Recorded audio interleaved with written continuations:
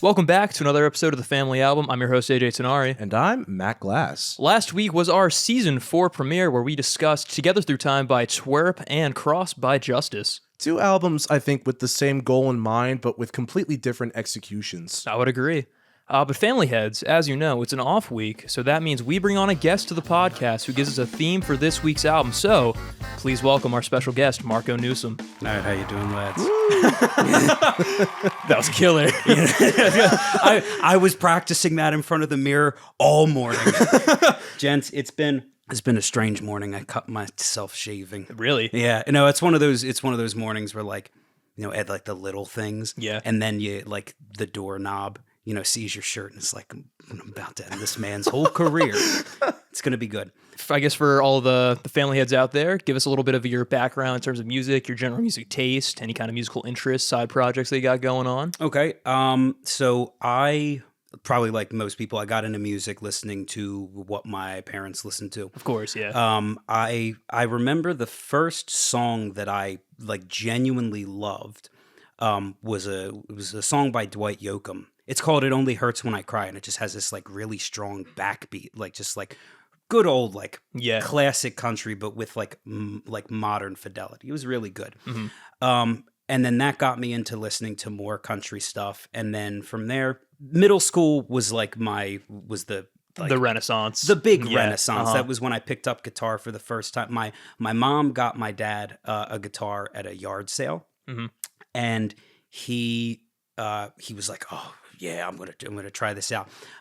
Later on, come to find out, he tried it. He could never pick it up, and it just sat in a corner for about a year and a half. Mm-hmm. Later on, come to find out, he does have something with his elbow, so where he can't bend it all the way. Yeah, he can't bend it all the way. So one time, like years later, when I'm actually playing guitar, spoiler alert, I have him flip it over to his left hand, and all of a sudden he can do it. So he'd be a good left-handed guitarist.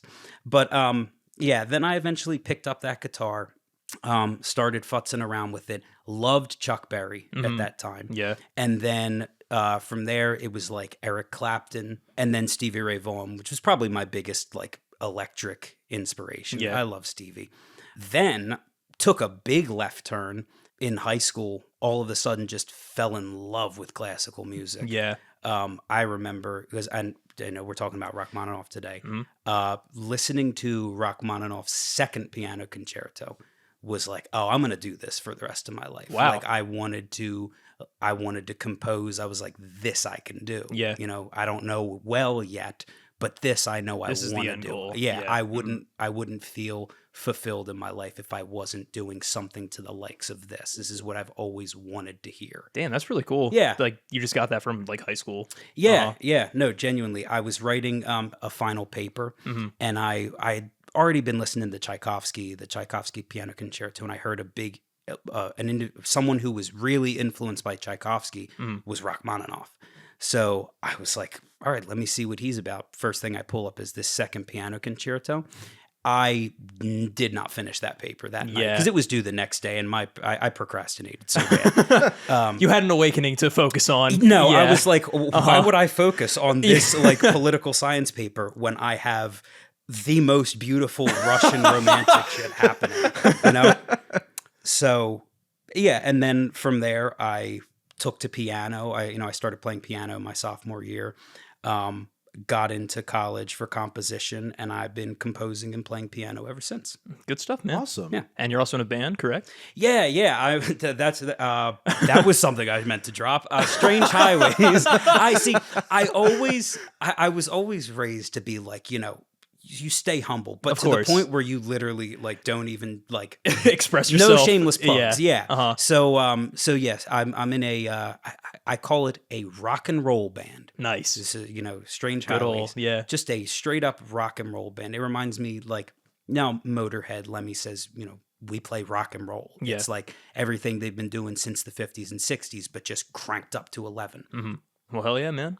As we mentioned, our guest brings on a theme for the albums that we're talking about this week. So, Marco, what are your albums and what is your theme that connects them together? All right. So the first album that I put together is I knew I wanted to do something that just had to do with motifs. Yeah. So I picked, like, there were so many different recordings of this Rhapsody on a Theme by Paganini that I could have used. Mm-hmm. like, because they're like, I was considering this Arthur Rubinstein recording that had it's one of the reference recordings in like in the classical room. Yeah. It's like it also has a lot to do with marketing, but it's like what exemplifies this piece of music.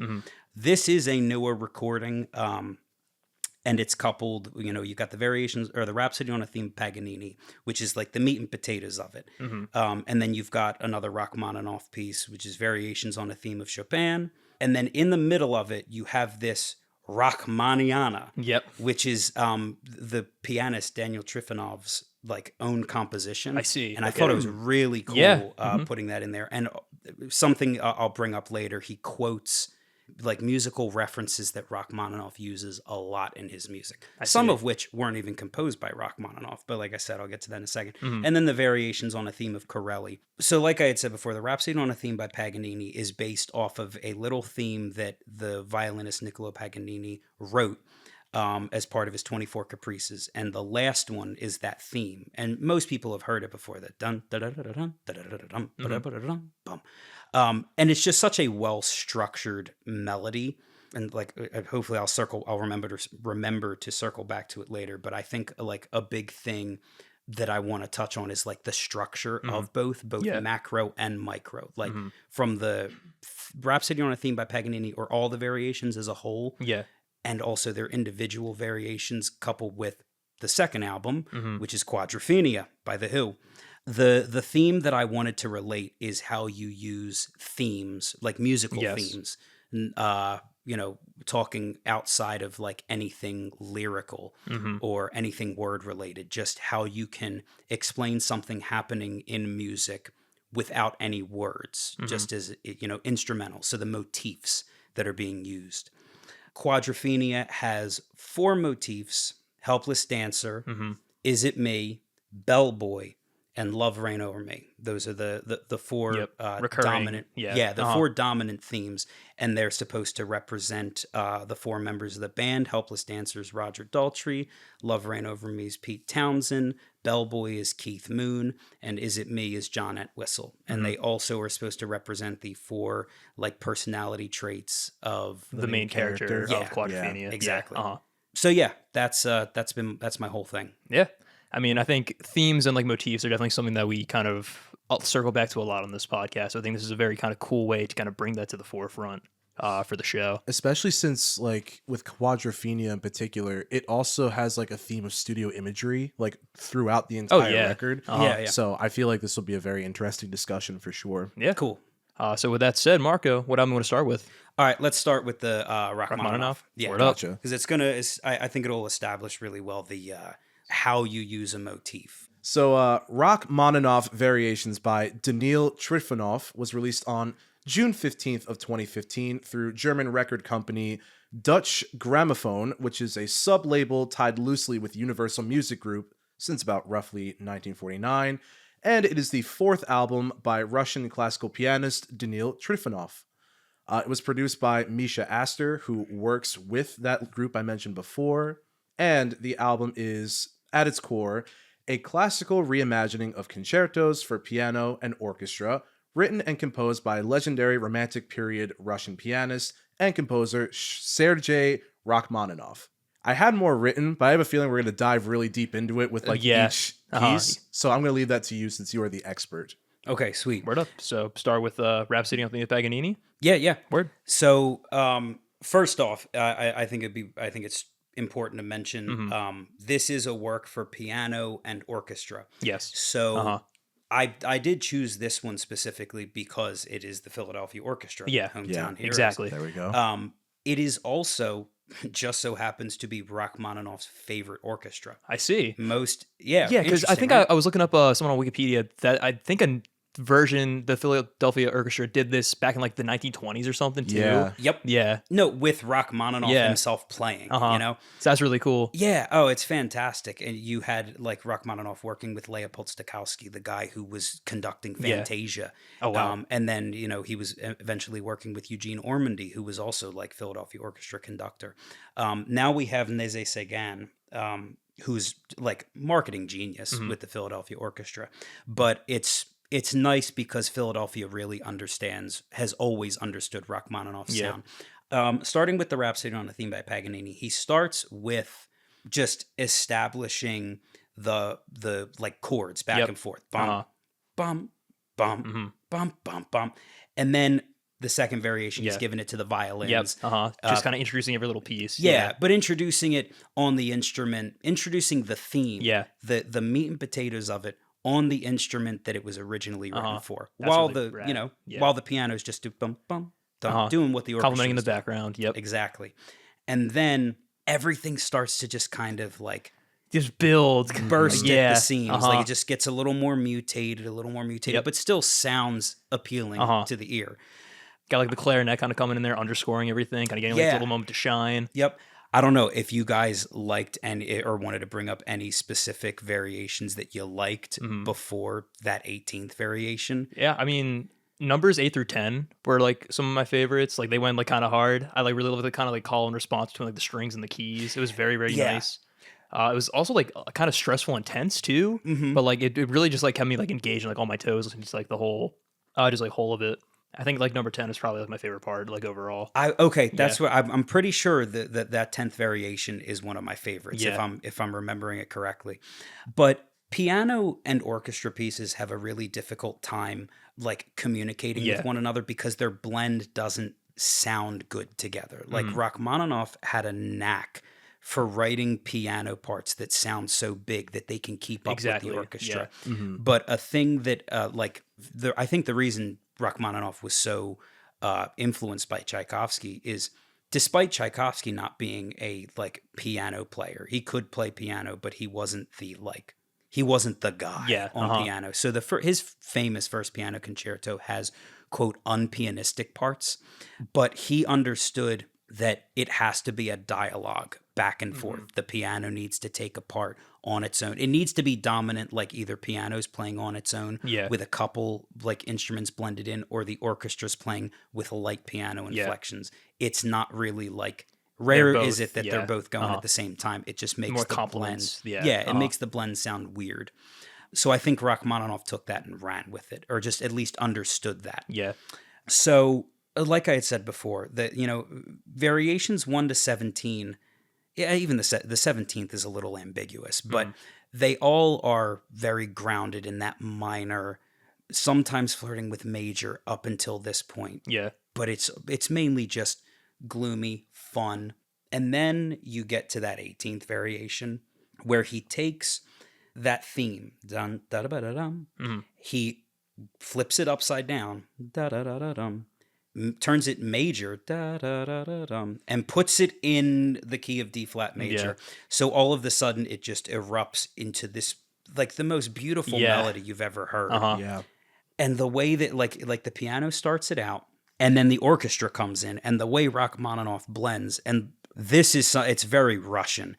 Just the orchestra's playing the melody, and he's just banging out the chords on the piano the whole way through, as it just kind of like swells into this big scream, and then it just peters off into this like lamenting sigh towards the end. And then everything after that kind of feels like this is a crazy segue, guys. You know, The Dark Knight Rises, of course. Okay, so Section 1, Batman Begins. Section 2, The Dark Knight. Section 1, Chorea Highness. Section 2, because they're all named after bats. I feel like after the 18th variation, Rachmaninoff approaches every variation after it like Christopher Nolan approached The Dark Knight Rises. Can definitely see that. You know what I mean? You're still feeling the effects of The Dark Knight. Like Heath Ledger's Joker effed up Gotham. Yeah. So it's like you're still feeling that effect. So after the 18th variation, you're still feeling the effect of that. And it's like, where do you go from there? And I mean, I also just have to bring it all the way to the to make this cool point at the very end, the last variation. That is such a tricky variation to play on piano. Yeah, it is. I mean, it's the jumps. It's just like all over the place on piano. Rachmaninoff had a knack for writing incredibly difficult piano music that just so happens to work at the same time. Like when you get it, it feels really comfortable under your fingers. It's just the mark of a really good writer. You can, you write stuff that's technically challenging, but it's not like awkward to play. Yeah. He just kind of intrinsically knew how to do that. The Rhapsody on a Theme by Paganini is, for the most part, like comfortable. It lays into the fingers well. This last variation is an exception. Famous little known fact. On the last variation, he would pull out a shot of creme de menthe. That's right. You heard about that? because he one? had like stage fright or like performance anxiety, something like that. I think so. I mean, he apparently was one of the best piano players in his lifetime. But even that, he was like, I just got to take the edge off. Yeah. Like, I don't know if it was legitimately that he needed to take the edge off or if it was just like a funny thing. Yeah, a little bit. Yeah, on stage. Anyway, Matt, what did you think of the Paganini variations? So right off the bat, I just need to say that like for the other pieces, I think I did a better job of like sort of picking out the parts in the variations that I enjoyed. I think with this first one, I was just so caught up in like the overall arrangement that I was just kind of like, oh my God, like where do I even begin with this? But one thing I highlighted kind of all throughout in my notes, which I don't know how much we've talked about it yet, was like specifically in like the more I for lack of better terms, I'd say like the less action-packed moments in the arrangement. Yeah. Like I was so captivated by some of like the lushness, I feel like, of the strings and the horns and shit. Like, oh my God. I highlighted variation 19, but I'm not sure if that was the one. It was really hard to keep track because YouTube Music squishes the title down I see. very much so. So I was kind of hopping between two different windows.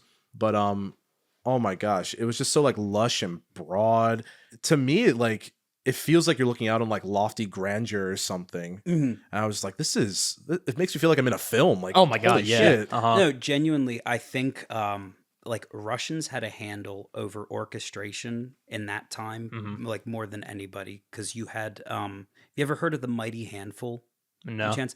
They were 5 Russian composers that had little to no experience in like conventional training, like musical training.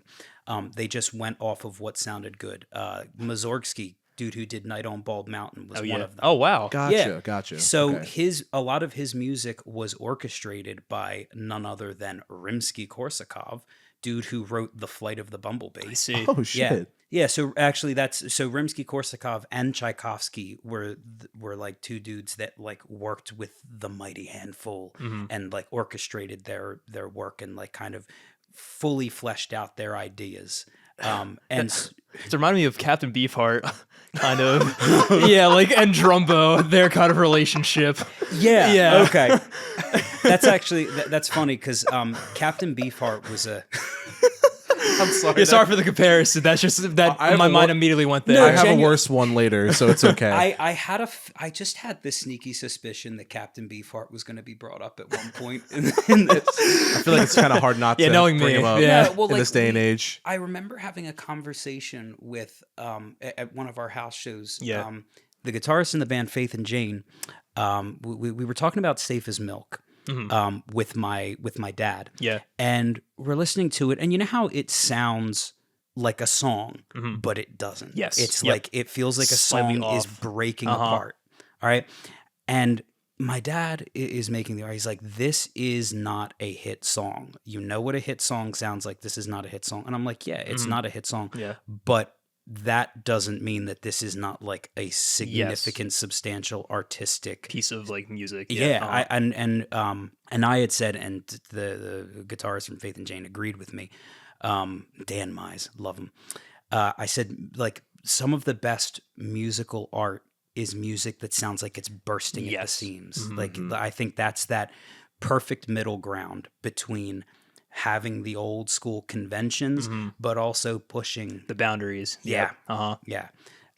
So I think the Rhapsody on a Theme by Paganini leans more towards that conventional zone. Oh, for real. But it takes there's stuff in there. Yeah. Yeah. Absolutely. It takes it and it elevates it. One last thing, and this might just like show how much of a chronically online heathen that I am. You can tell that like the stuff of Rachmaninoff is like art is derivative, and it's definitely been like repurposed in many ways, because my God, the beginning of like like the intro, I was getting a lot of like Rush E vibes, low key. The dun dun like that whole motif. Yeah. You know Rush E? I think so. Are you familiar with the classical piece Rush E? How could I not be mad when you describe it so eloquently? It's cool I mean, like, in kind of a comical way, it's kind of cool to see that they probably took like direct inspiration from probably studying pieces like this. So like, yeah, art is derivative. Yeah, that it is.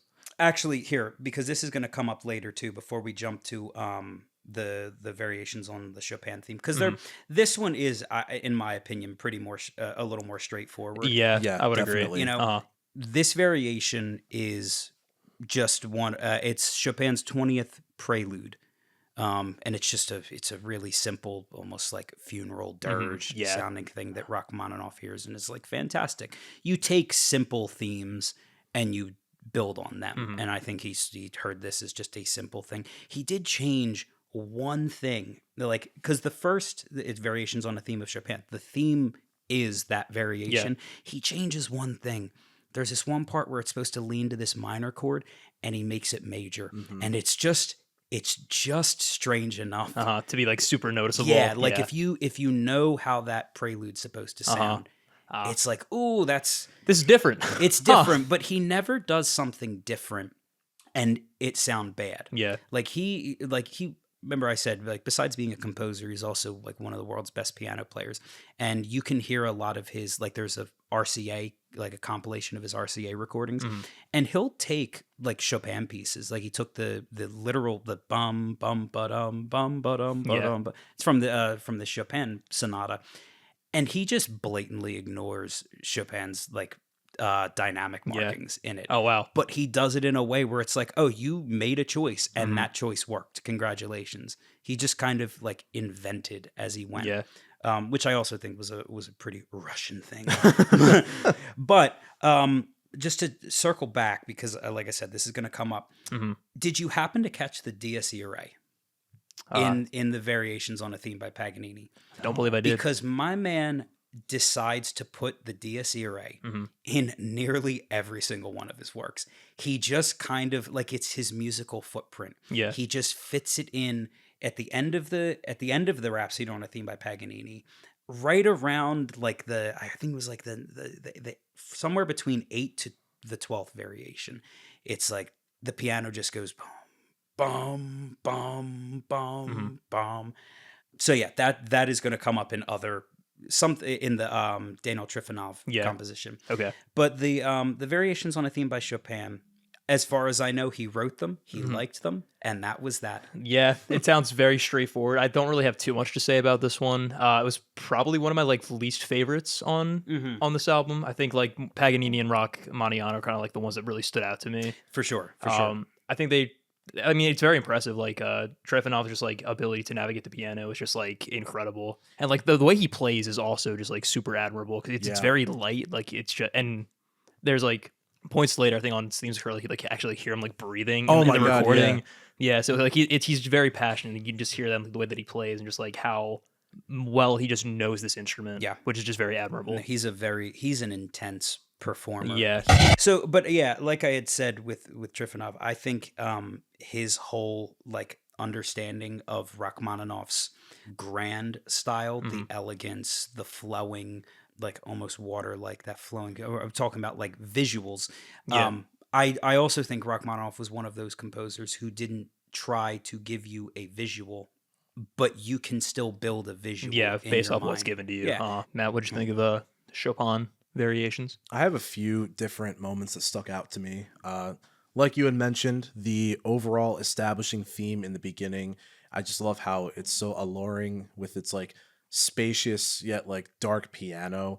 It has this sense of like disturbia. It almost feels like when you're listening through all of them together, it's like this guy kind of in like a deep like dark dream of some kind. And then there's like a moment of levity, and then slowly it's just like he's kind of back in it again a little bit. Granted, like I know classical music is kind of up for interpretation as to like how it makes you feel, but that was like what I was feeling when I was listening to a lot of these. I did catch that the weird like chord change that he did at the end of the phrase where he made it like major. Shit, like I was like, oh, that's interesting. I don't know the original theme like at all, but it was really cool because I was like not expecting that whatsoever. Uh-huh. So that was really cool. I love the way he played around with that. Variation 4, I love like the really cool moment where the keys just keep like slamming in this odd yet like stumbly syncopation. Yep. It's really cool. Like I felt like with this one more than the other one for me, I was able to really like identify the dissected like moments where the piano could like show the different styles of the way he's flipping this theme. Variations 7 and 8 have like these cluster chords that he keeps fucking playing, and it's really cool. It almost feels like scurrying with the way that his fingers are moving. Variation 13, there's kind of like a break, I feel like, in the variations where like it feels like almost a completely different theme and piece altogether. If that makes any sense, if you guys remember I think that. so, yeah. Gotcha. But I love it because like at this point in the listening experience, there was like this emptiness in between each chord being held on like the sustain pedals. It just kind of rang out in between. Variation 16, I think that was the lento one. I love how it just kind of like brings it back down to this sense of calm, like, but there's like this feeling of like almost dread, like you're looking into something like bottomless and empty. Like the way he's able to sort of like characterize all these different ways of like flipping this melody, it's really cool. And I like the way that he really finds a way of differentiating all of them. Like you said, he fucking like, he goes forwards, backwards, upside down, backwards. Like you can really see that with this. Especially, I actually kind of like the Chopin stuff. I think the most. Gotcha. That was at least what I wrote the most for. But Rachmaninoff definitely is like close under that. I would say. I quite enjoyed that one. Yeah. If you ask me, and this is where I'm about to get controversial, the Stairway to Heaven lawsuit. Yeah. Of all the things that Led Zeppelin could have been accused for, like Led Zeppelin's first album, every single song, save for, I believe, 2 of them, you can find very strong, like, examples of songs that had already, like Dazed and Confused is Dazed and Confused by Jake Holmes. You know, it's a very similar guitar part, very similar structure, very similar melody, just with like some of the words changed. And then Led Zeppelin's like, cool, we're just going to take that song and not credit anyone. Yeah. And then despite that, you have Stairway to Heaven taking the cake as the big case because it's their biggest song. Like, you know, they ended up winning that case, or they settled it out of court. I forget what the result was with that. But point is, it was the weakest case, if you ask me, because what Spirit was claiming they ripped off was a lament-based technique, which is the melody line goes up diatonically, goes up scale steps, and the bass part goes down chromatically, and it creates this lamenting sound.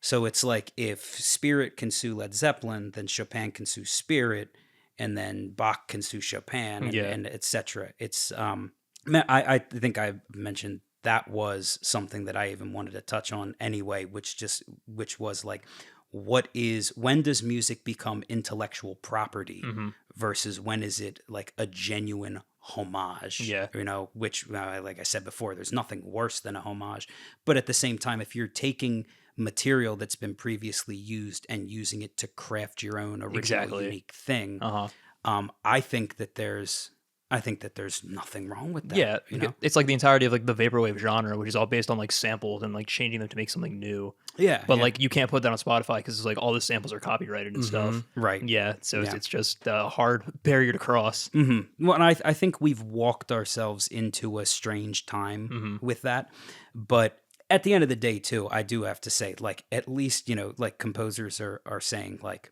variations on a theme of Paganini. Yes, like, true. I'm taking, they're giving credit. It's not like this is my original theme. And I was like, nah, that's crazy. So, yeah, I've got nothing from there. Yeah. So should we hop right into Rachmaninoff then? Yeah. All right. I actually really quite enjoyed this one. Just having like this kind of like original, or I guess like giving Trifonov like his own kind of like time in the spotlight to kind of like do his interpretation and kind of like pay homage. Well, not I guess pay homage, but like, We've make his own turned variations. We've turned homage into a dirty word. We can't say the H word anymore. But you know what? Orson Welles said that, and Orson Welles. She's not a great person. He literally you've seen the Champagne? Oh, of course. Right? That like That the French. The French champagne. Oh my god! And then he does the bean or the peas, a big dish of peas. Dig bish. Yeah. Orson Welles was a dig bish. But I actually really enjoyed just like the overall, just like the sound and like the different kind of like variations that he was doing within this whole piece. It almost kind of gave me like Breath of the Wild vibes and like the terms of like his technique playing. A lot of like galloping piano and just like very kind of like mellow vibes that kind of like increased or like they kind of decrease in like tempo and spirit, but they also just really fit with like the overall tone of this theme. Like at the start, it can be kind of like Kate Bush vibes. Like it's just something that's kind of like Winter in the Forest, which I dug a lot because I love Kate Bush. Yeah, it kind of like it kept me invested like all the way. I just loved the range of tone that was just on this theme, but it's still very consistent to the overall piece. Also, there's like something that reminded me of Baba Yaga towards the end, which I liked a lot too. Yeah, I just really enjoyed this front to back. I think because you had mentioned like the dynamic range that it goes through. I think that is like the crux of the for the romantic movement in general. It was just like, how far can you take an emotion? Where like conveniently enough, Beethoven having like these really quiet parts, and then out of nowhere, it's just like ballistic, smashing, just like it's still elegant. It's not like perverse, but it's really soft to really loud. That shock factor. I think one of my favorite things. In teaching lessons, when we have to do like a listening thing, with like a piano student, I show them like something Mozart wrote, like the Seventh Piano Sonata. Really good example, just very conventional, very like it scales, it's arpeggios, and it's keeping the same general mood.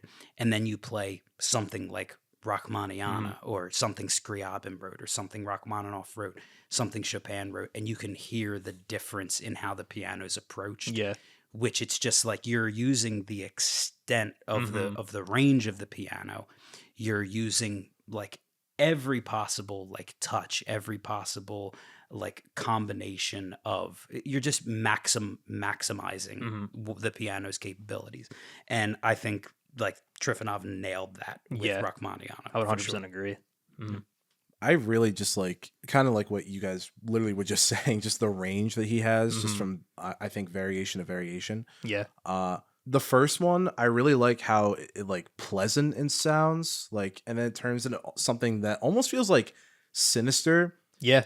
Kind of the piano kind of reminded me of like the beginning of Lamb Lies Down on Broadway. Oh, okay. Ooh. Yeah, like kind of this like frenzy-ish, like there was something about that was like striking like a similar itch for me. Look at that, Matt. I didn't even notice. For those at home, AJ is wearing the Genesis Lamb Lies Down on Broadway classic shirt. That I am. I didn't even notice that. I saw it was Genesis. Wow, did not notice that. There we go. That's pretty crazy. Nice. Also, tune into that episode where we had our guest Fatted Corngore on to talk about it. That was a fun episode. That was 3 seasons ago. That was 3 seasons ago, which is crazy. That's a little insane. Yeah. But it very much struck like a similar itch for me with that one. The second one, Nostalgico, that one has a lot more of like a darker feel to it. And like, there's this weird like sense of conflict that I feel like you can feel from Trifonov, even though like it's not, he's kind of doing like his own thing with it. I feel like he's trying really hard to like embody the overall vibe of Rachmaninoff with the way that he plays and arranges stuff. And you like feel it.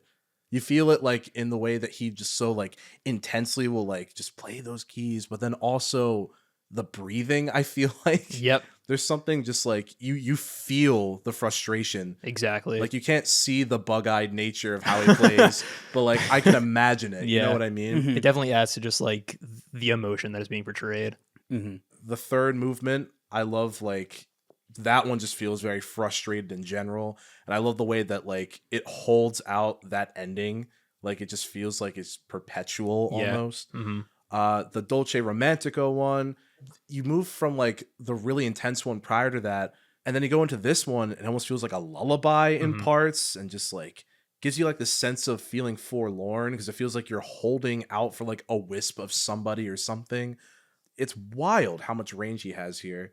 And then the fifth one, that's the one that was like without incantation, I think. Yes, I believe so. Yeah, that one was like, it just dives right back in just this ominous droning feeling, which I love. And I feel like really just kind of embodies Rachmaninoff based off of what you're saying too, like how he's trying to find humor amidst like real like depression of losing so much. I feel like you can almost feel that here, even if it wasn't necessarily based off of like a specific piece.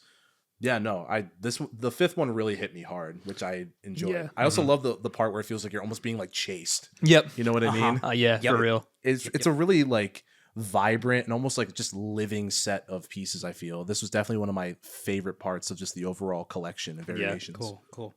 My thing with this one, my big thing was how it wrapped up. Like this fifth movement is just, it's like a perfect in conclusion thing. Yeah. And like I think I had said earlier in the episode, like wanted to touch on like structure and how things, like I think, especially from a lyrical sense, but I mean, that's like a much smaller example of what this is, which is like very macro, how the piece starts and how the piece ends. People tend to focus so hard on how you start something, like how you start a phrase in a song, let's say, for example, but they focus less on how it ends. And I think songs, like I do think you have to focus on how a song starts, how lyrics start, how a phrase starts, but how a phrase ends, how you leave people thinking in that little tiny fraction of time before the next phrase starts. Like I was listening to it on the way up. It was like a perfect example. Hank Williams Sr., just like perfect, simple lyric writer, but like song Long Gone Lonesome Blues.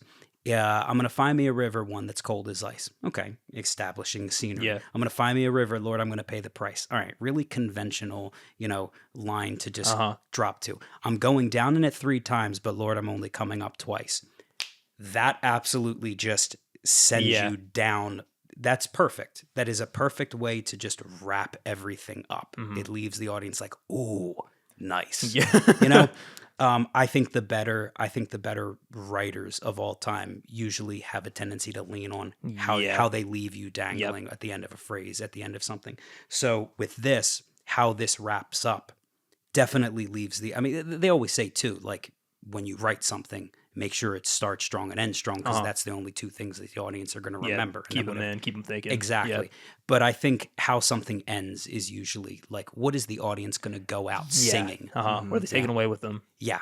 Yeah. And even though this is like a barn burner of an ending, it definitely leaves the audience like, booyah. Yeah. Last up, we have variations on a theme of Corelli. I think at this part, this is kind of like when I kind of start checking out. Because like classical, while I can appreciate it, it's not really my jam, so my strong suit. So like there's only like, I guess I don't want to say like so much I can take, but there's like a point where it's just kind of like, I get it. Like this is cool. My attention is not really kind of like locked in on this.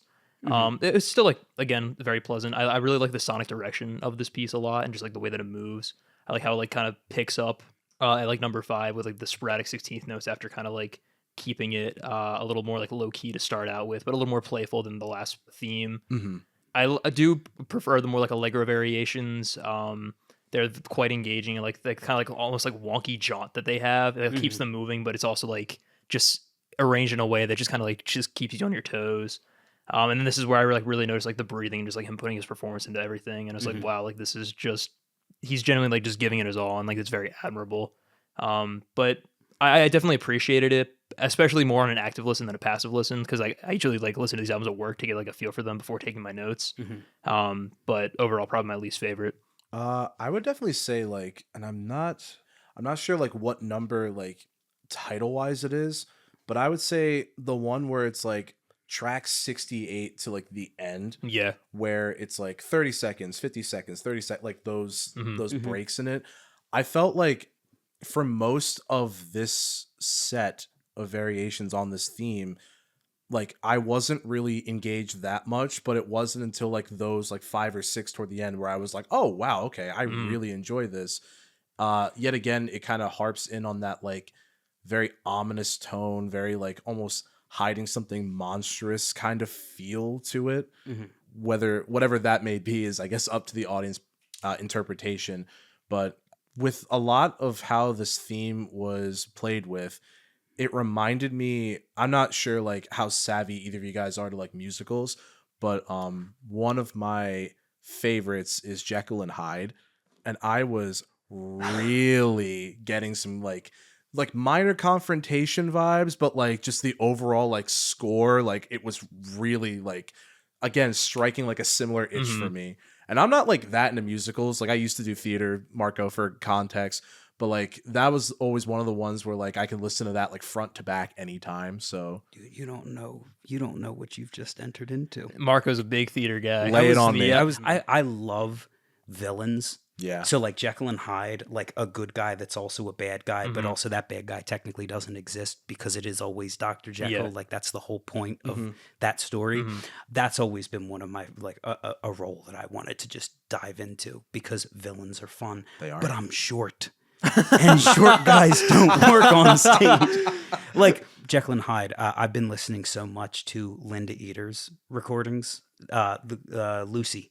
Okay, gotcha. Because not only is that one of my favorite like parts ever written for a high vocal, but the fact that the composer wrote that with Linda Eater in mind, and then they ended up getting married after that, like they met doing that, and it just puts so much context to Someone Like You, like the song Someone Like You and A New Life, but particularly Someone Like You. If someone like you loves someone like me, then suddenly nothing would ever be the same. It's just really sweet. Yeah. But so my thing with the Corelli Variations in the context of the album is, like you had said, AJ, it's classical music is like a steak dinner. Yeah. Each piece is like a steak dinner, and you have to sit and you want to like chew on it. But if you have like more than 4 courses of it, it gets overbearing. It's too rich. It's too much for your brain to settle on. You need like a breather. I think like the furthest I think people can be pushed in like sitting down and just like focusing on the sonics that are happening in front of you is like a Mahler symphony, like just a 2-hour long titan of a work. Because the first symphony is literally called Titan. So the Corelli Variations are, and Rachmaninoff even said this himself, he called them boring. Like they're just boring. And I think it does make the Allegro moments, like that's what makes those shine for sure, is they're like these moments of brilliance inside of something that's just kind of like moving a little less rapidly than a Rachmaninoff piece usually tends to do. So when you're looking at this as a finale, as an ending to the album, it's a little like it does leave it a little weak for me. Yeah. If you isolate it and listen to it straight from a craft perspective, it's gorgeous. The entire thing is in D minor, with the exception of variations 14 and 15. They're in D flat major. And that is, again, like it kind of bookends the Paganini variation where, like I said, it's the nucleus, but it's not directly the nucleus. Like it's not 50% of the way through. It's slightly off. It's like slightly further. And I've noticed, like looking at Rachmaninoff compositions, there is usually like these moments of extreme expressive brilliance that happen not halfway through, but slightly offset by halfway through. And I'm like, well, like this has happened so consistently and it works out so well. Like it just swells into this big thing and then you have a little bit to end it off with. And I forget, somebody brought up the Fibonacci series to me with that. Yeah, we're going we're going Tool. Let's now. go. Stay tuned next week, family heads. This will be very relevant. No, the like What odd foreshadowing No, we've right? had with the season so far. well, like you have the like the Fibonacci series in architecture, where, you know, you have something that's not, or like the rule of thirds, where you have something that's like offset on the sides, but it's not directly in the center. Yeah. So I think that was something that I don't think Rachmaninoff was literally like, I'm going to sit down and write something with the Fibonacci series. He was not Mater. Because That was a direct quote, ladies and gentlemen. Yeah, everyone thinks Rachmaninoff sounded like the big broom, you know. So today I'm going to write a Rachmaninoff. Man, that Russian vernacular, man, it's so easy to pick up, you know? Yeah. But I do remember the first time listening through the Corelli variations and hearing, especially the 15th variation. That is just it was so beautiful to me. It was just, like I said, just like that's the moment you're like, you sat down and penned this and you knew what you were doing. Yeah. You knew the effect that this was going to have.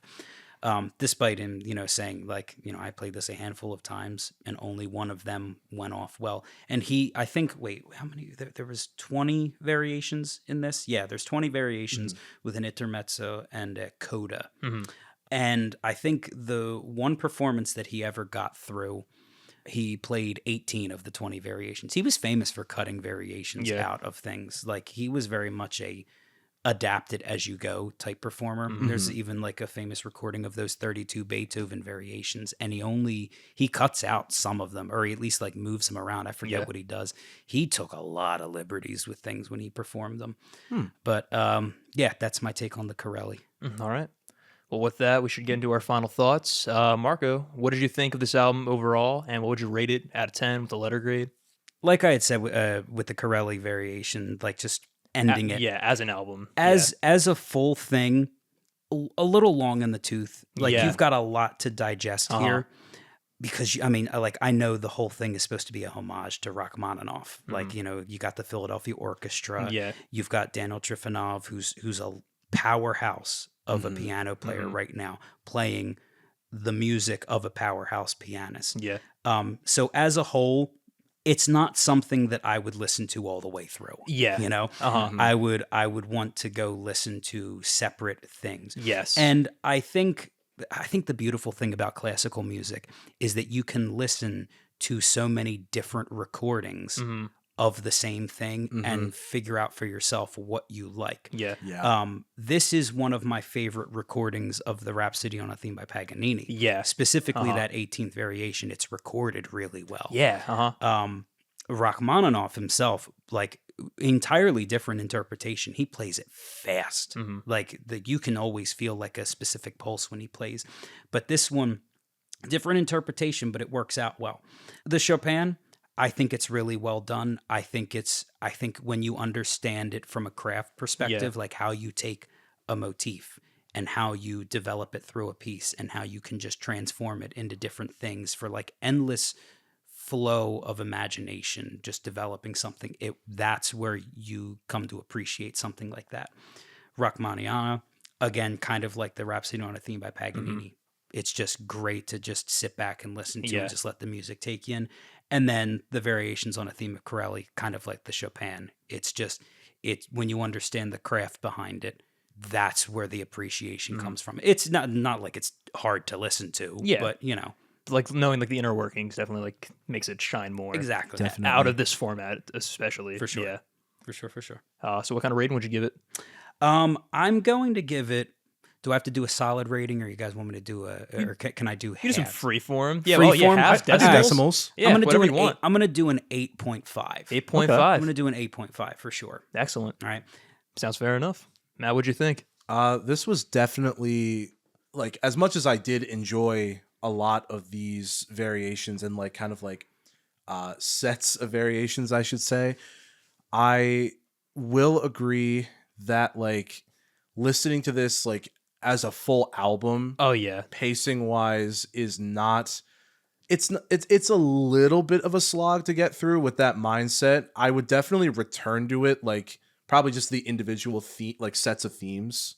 Like I would definitely like listen to the Corelli theme in full, like on a different day. Yeah, because like the individual like 4 different variation sets, they are compelling in their own ways. I will say, I had never listened to this much Rachmaninoff before.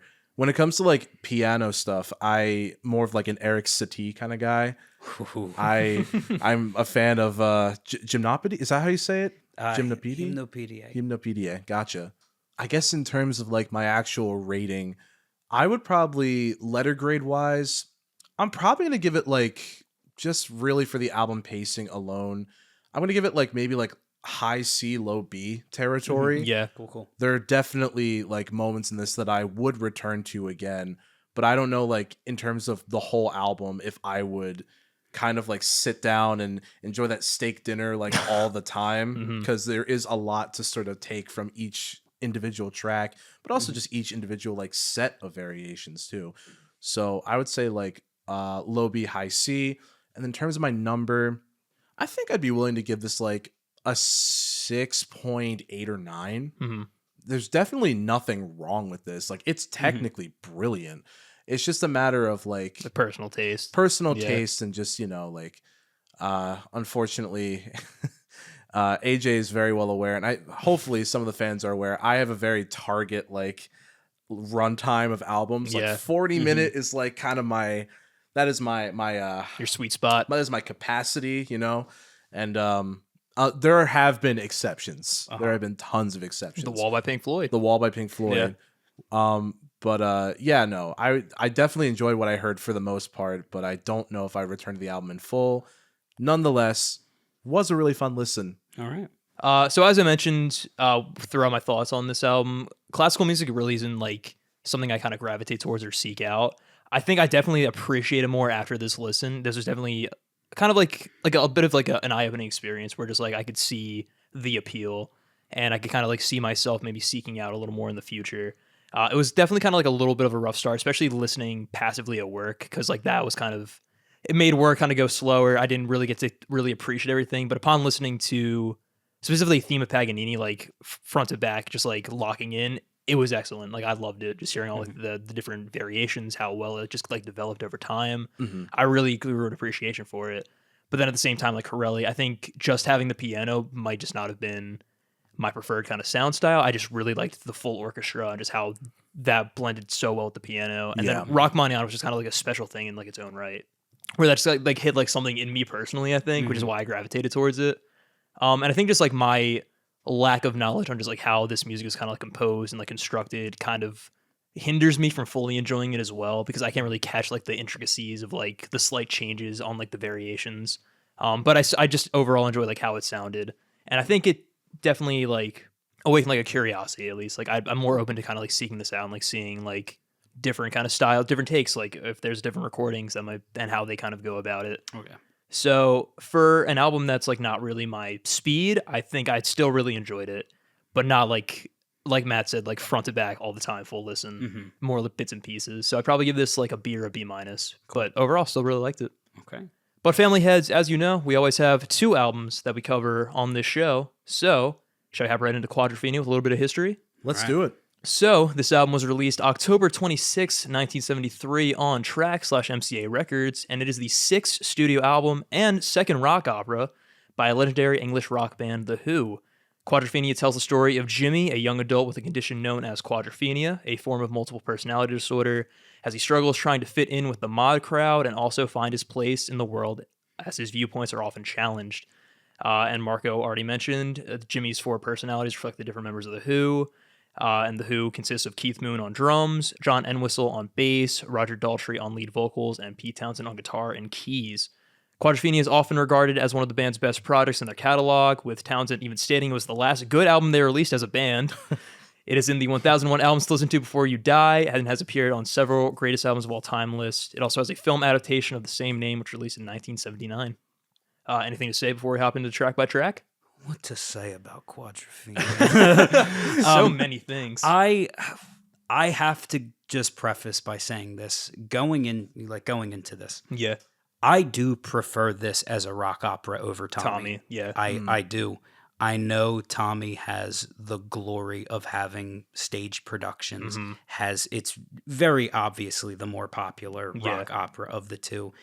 I just, like, an individual going through their life trying to find their identity is so much more relatable than a kid who can't see, hear, or speak and happens to be really fucking good at pinball.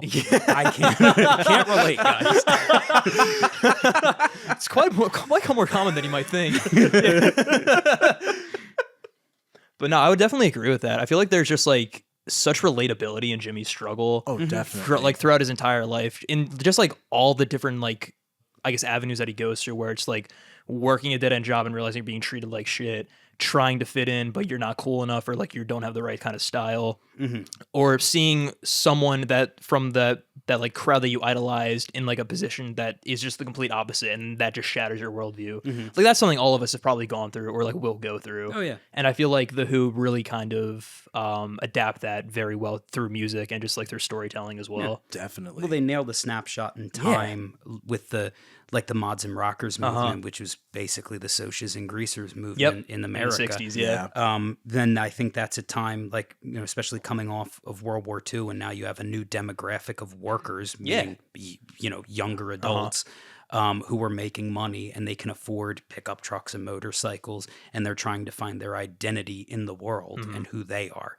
And of course, they go to, like, you know, as human beings have always done, they find their pride, their herd. But then in that, you're trying to find a like individuality, like, and it's so funny, like seeing certain cultures where individuality is frowned upon, and then you go to other cultures where conformity is frowned upon.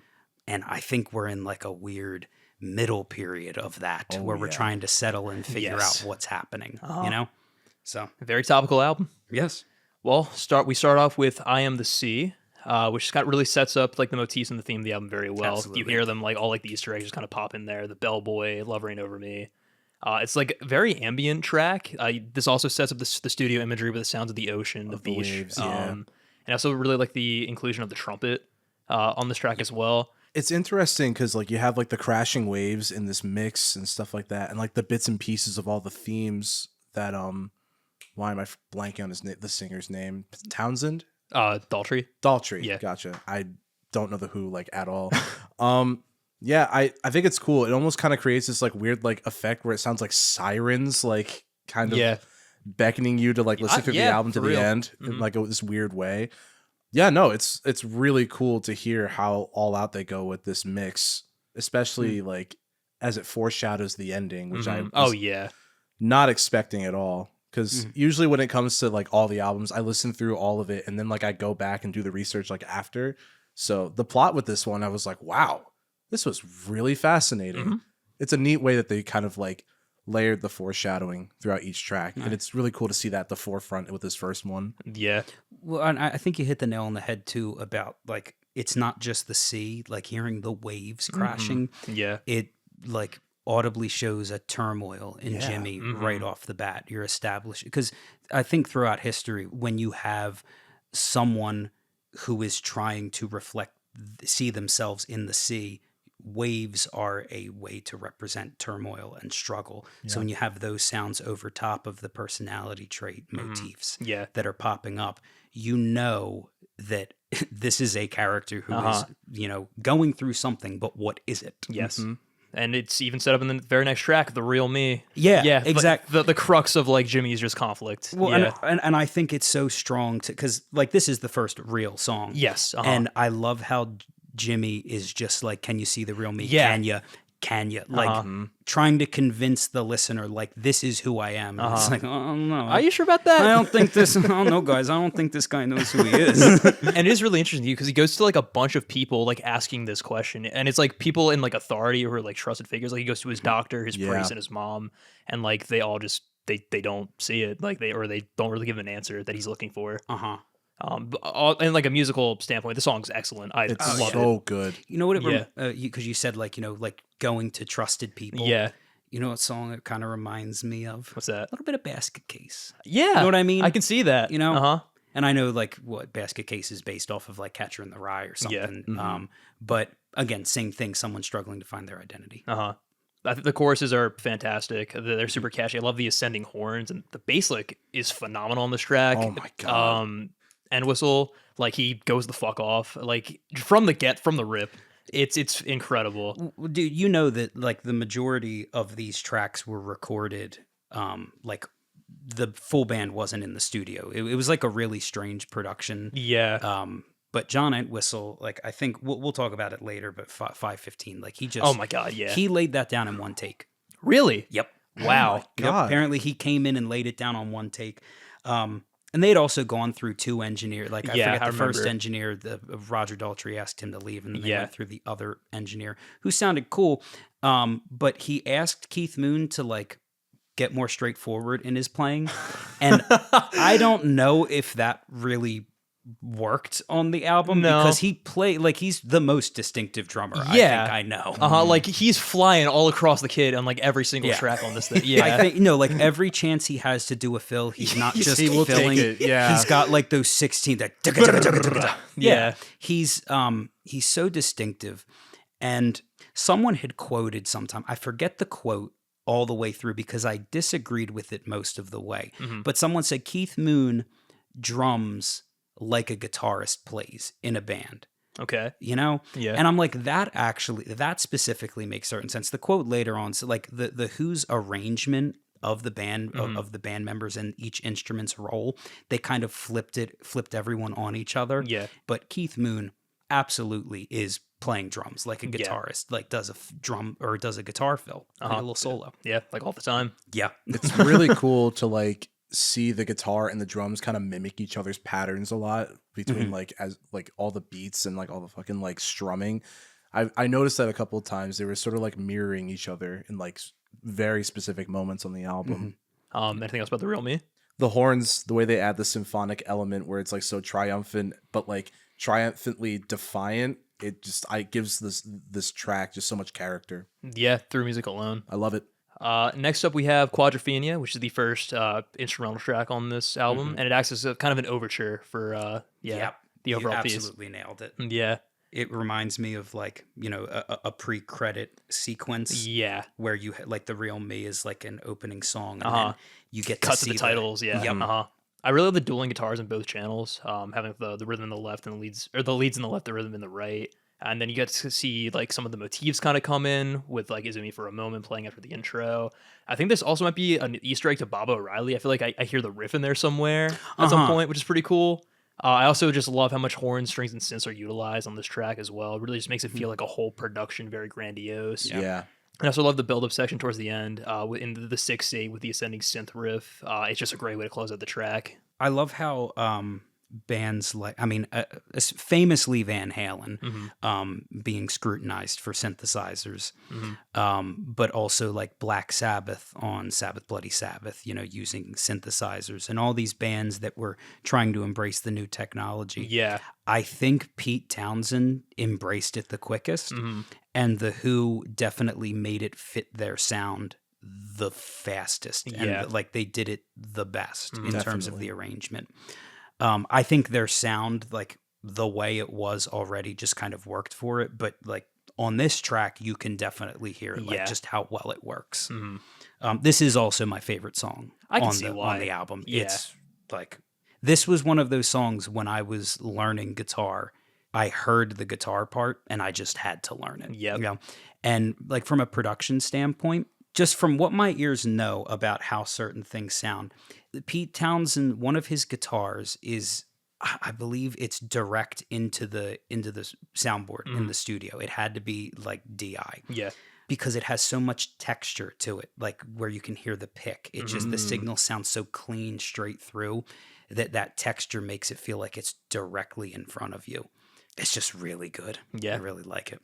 I think you guys really summed up the vibe of this track the most with saying it's like an overture, because I was getting like real like pictures and excision vibes from this. Word up. Specifically whatever that like theme that the promenade theme. The promenade, there it is. I love just like the overall combo of the horns with the synths.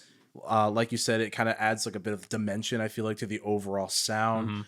I love how you can kind of see off the bat with this track like another set of foreshadowing with just like how much variety that this album has as a whole.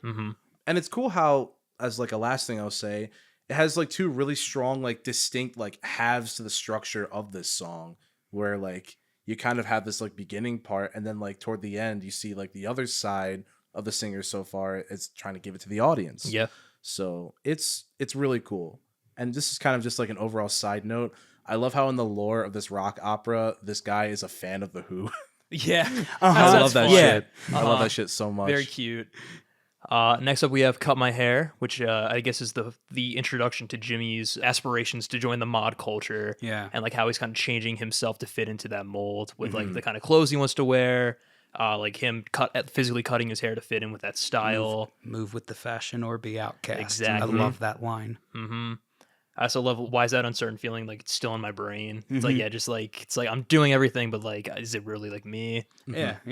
I also really like how the verses have this almost kind of like ballad like feeling as the kid just kind of like longingly sings about like wanting to fit in, while the choruses embody just like the rebellious nature of like the mod kind of culture. It's kind of like the idealization of like what he's trying to strive for.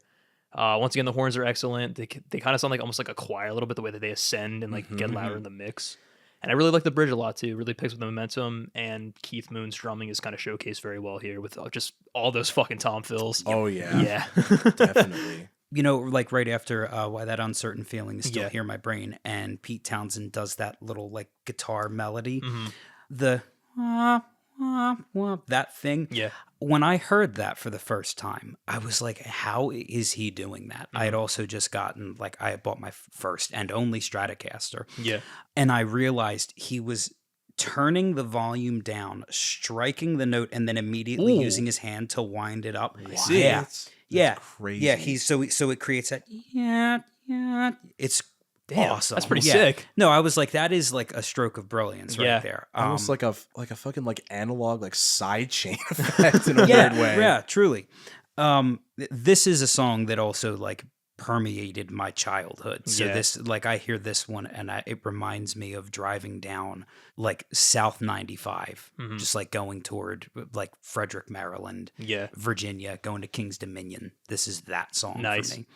But I also think it's an important moment to bring up. Like so being a teacher and going to get my ed certification, I did a lot of like cognitive psychology. And one of the things I stumbled upon in my student teaching semester was Erik Erikson's Stages of Psychosocial Development. And the theory behind that is essentially you have, from the moment you're born to the moment you die, your brain asks you questions. They're technically called crises, but so it doesn't sound as extreme. It's questions. But it really is like for example, the first question your brain asks itself is, can I trust my caregivers? You know, so parents, guardians, can I trust the people that are going to raise me to the next stage? And then like when you're old, have I lived a fulfilling life? And your brain has to figure out these questions for itself. It has to answer those questions to like succeed to the next stage as cleanly as you can.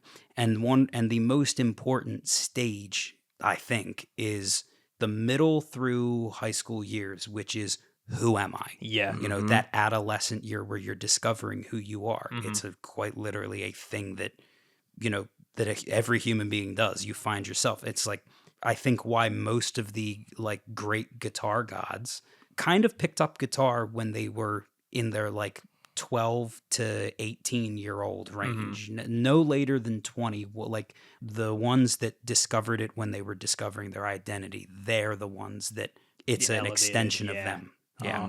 One last thing I think I can add to Cut My Hair is like, I love the way that overall this song just like builds, especially between like the verses and the choruses, because the verses like they're a little bit calmer, I'd say. But then like it just kind of explodes into the chorus each time, which I just really, really fucked with. Just like punches your ears. I love how the horns are mixed. Like one of you guys had said, with like the synthesizers, it really reminds me of like kind of like Klaatu a little bit. Remember? Yeah. I kind of like the futuristic vibe to this track overall, and just the energy that it brings is, I think, the main point that I wanted to get across. Word. Next up, we have the Punk and the Godfather. This is one that, like, remember how I said, like, I prefer this over Tommy? Yeah. Another reason, I think, is because where Tommy is a straight up story and it has a lot of defiance in it, this is like sticking it to the man. Yeah. It really is like School of Rock, stick it to the man, which I think has always been like a crux of rock and roll. Of course. Like, you know, just first of all, like nonconformity to begin with. Yep. But like all the lines, it just feels like someone from a place of power telling, like, breathe the air, we have blown you. Yep. That's wild, man. That's wild. That's brilliant rock and roll. You know? I would agree. Also, just really, it does kind of set up just the whole defiance angle that we see later on, like the Dirty Jobs and like throughout the rest of the album. I really like how the bridge like slows things down a little bit with the acoustic guitar before transitioning to this really cool section with studio imagery with like the crowd kind of cheering like for the punk like coming back. Yeah. I really enjoyed That's a that really great part, yeah. moment. Even like to go a step further with the studio imagery, like with the vocals being just like bathed in reverb. I love that shit because it does make it kind of sound like you're like at a show of Yeah. some kind, and you're like watching the singer be on stage. You can kind of tell with like the synthesizer that this is a Who song, which I also really love. I feel like it gives it such character. I'm also just like a general fan of like the layering of the acoustic and electric guitar playing like the same strumming pattern between the verses. I feel like it just kind of adds this really nice, like it's electric, but it's also human. You know what I mean? Yeah. That's the best way I can put that.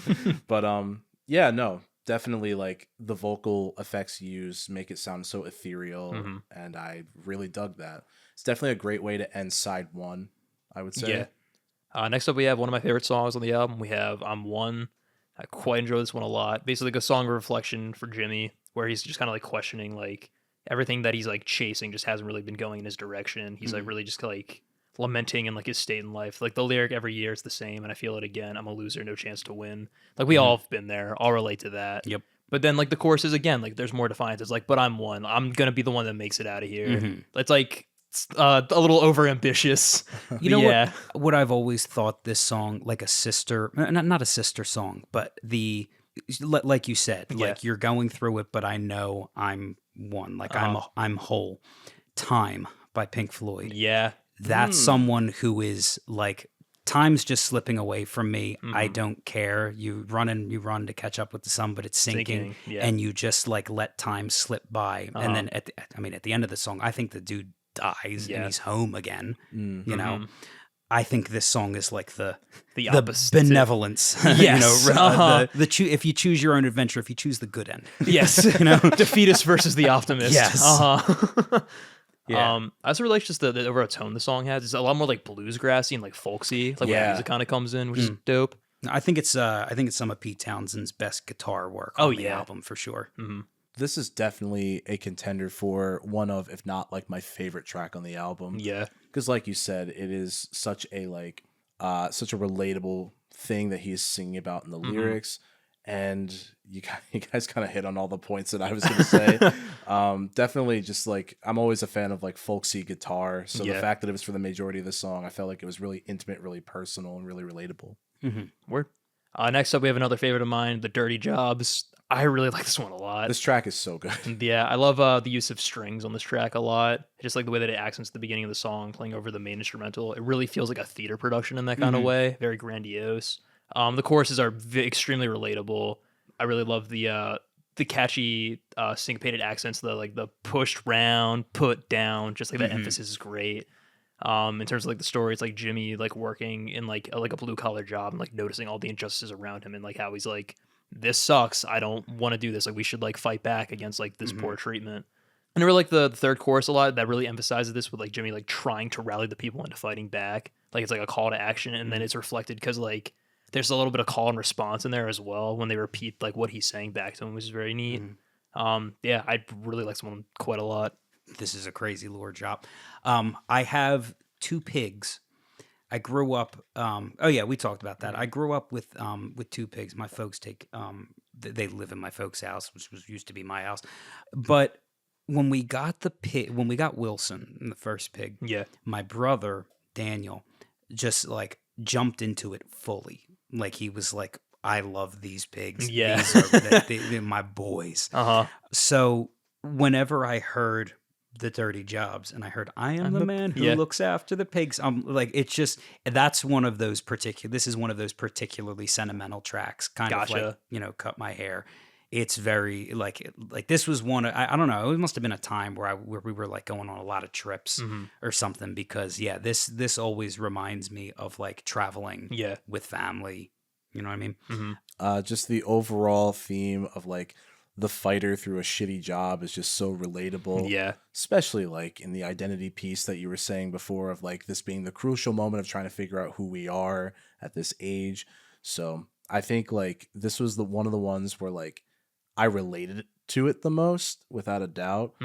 I feel like from what I can glean of The Who, they talk about like the working class a lot, which is something that I really appreciate in their music, like from a cursory glance, because you kind of hear that a little bit just in Baba O'Reilly, like Out Here in the Fields, A Fight for My Meals. Like I feel like this whole album is just like very that song coded in a weird way, Yeah. which I can get behind. And this track is honestly, again, like probably one of my favorites in that regard. Yeah. The chorus is really good. It's very catchy, very relatable. Yeah. The strings. I'm getting Yeah. dun dun dun dun. That feels like, do you know how Rhapsody in Blue by George Gershwin just sounds like New York City? You know, the strings in the Dirty Jobs sounds like someone grinding away at a job. Yeah. You know, just like toiling and working at something. It's like, it ain't much. You know, it Menial ain't labor. It's just my work. Yeah. You know? And that's what I have to do. Yeah. Next up is Helpless Dancer. I guess this is the first appearance of like the theme in full, which is the first kind of section of Jimmy's personality. It really continues the vibe from the last track with the pianos and the horns, introducing the song. Has also very pick-heavy guitar strumming, which is a nice kind of sonic texture. Yeah. I also really like just how like anthemic in nature this one is. The vocal is kind of pointing out like the futility of trying and the negative outcomes that come with it. So it's like it's basically just like kind of like a thesis of life, where it's like you just keep trying and trying, but you're always inevitably going to be put down. You stop dancing. Yeah. I feel like you remember that one song "Dead" by They Might Be Giants? Yes. I feel like the much less like annoyingly mixed, it kind of reminded me of that just from how like prominent the piano was. Okay. But like obviously a lot better, I would personally say. Yeah. Because the weirdest thing with that album is how just graining it is to get through that track. So it's nice to kind of like have a song with prominent piano. I feel like that was a running theme of last season a lot, just how badly piano was mixed on some of the tracks. I would agree. But yeah, no, I also like this track. It's a nice little penultimate track to this side of side 2. I feel like is it my imagination, but in the end, do they do like a little tip off to like the 60s like Beatles-esque kind of sound? Yeah, it's The Kids Are All Right. Okay. Gotcha. It's a Who song. Okay. That makes sense. Yeah. Yeah, and it was funny because I heard that and I was like, oh, this sounds like really cool. Yeah. What is this? Like that I think like 50s like doo-wop music is my favorite genre, specifically if you have to give it a genre. That is my favorite. So like hearing that, I was like, what is that? And it did introduce me to like early Who, which was that song. And like listening to how they started versus where they ended up on this album, wild. So I think it was perfect moment to throw that in there. Yeah.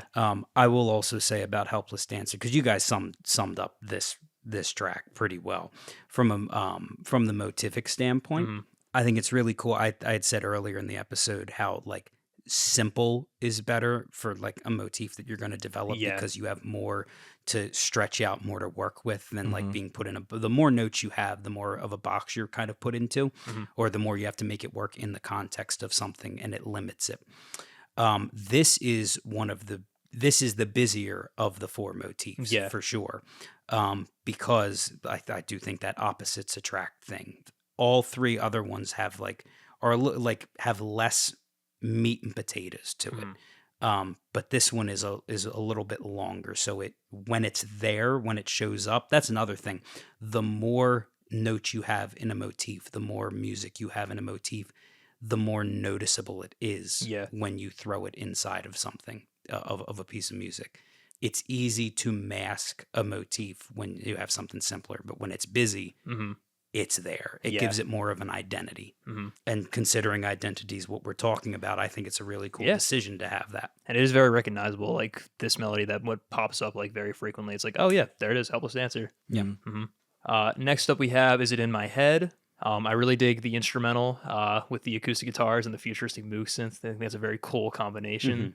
The chorus is very simple, but definitely effective as Jimmy experiences paranoia from his condition, just kind of thinking everyone's out to get him. I really dig these horns on the second chorus and just the bass line in general. It's very simple, but it cuts through the mix like really well. And I also dig the more just like ride cymbal focus that's on this for like the drums. This is just a really nice track. Very simple, but effective. I gotta be honest with you. I don't know if it was just like the conditions of me listening to this album. This track had like little to no effect on me whatsoever. I see. I don't know why. Just like I think this is at this point in the album. I wrote in my notes like it was either this track or the next track for maybe 3 or 4 tracks down up until like track 14. I felt like a lot of the tracks sounded a little samey for my taste. Okay. Which honestly is kind of I feel like, unfortunately, in terms of story pacing, is like a product of some rock operas. Because like you can make the argument for The Wall, definitely, that a lot of the tracks kind of like sonically sound a little the same. But is it in my head out of like a lot of these, I genuinely just have like no notes for it for some reason, which is strange. Like I can't even really recall it if I like try to remember it. Dude, I'm so glad you said that. I feel the same way. Oh my God. Oh, yeah? Like genuinely, yeah. Is it in my head?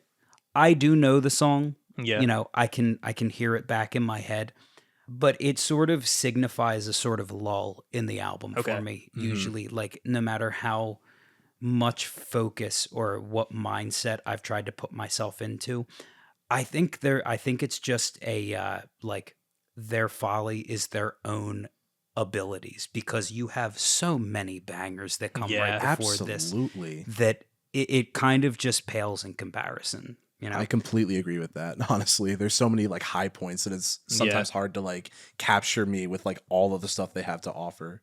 No, like I mean, like going back, you have like Cut My Hair, Punk and the Godfather, The Real One, Me. yeah, they're all just one after the other. Like I mean, that's how you. It's just like textbook how you start an album. You know, Absolutely. Well, yeah, I guess it's a fair point. I mean, I think it's solid. I really just I just kind of vibe with it, just like the way that it moves, especially like during the chorus, is just like the flow of the lyrics. That's why I like it. But I can definitely like see your point, just like especially in comparison to the other tracks and what comes after as well.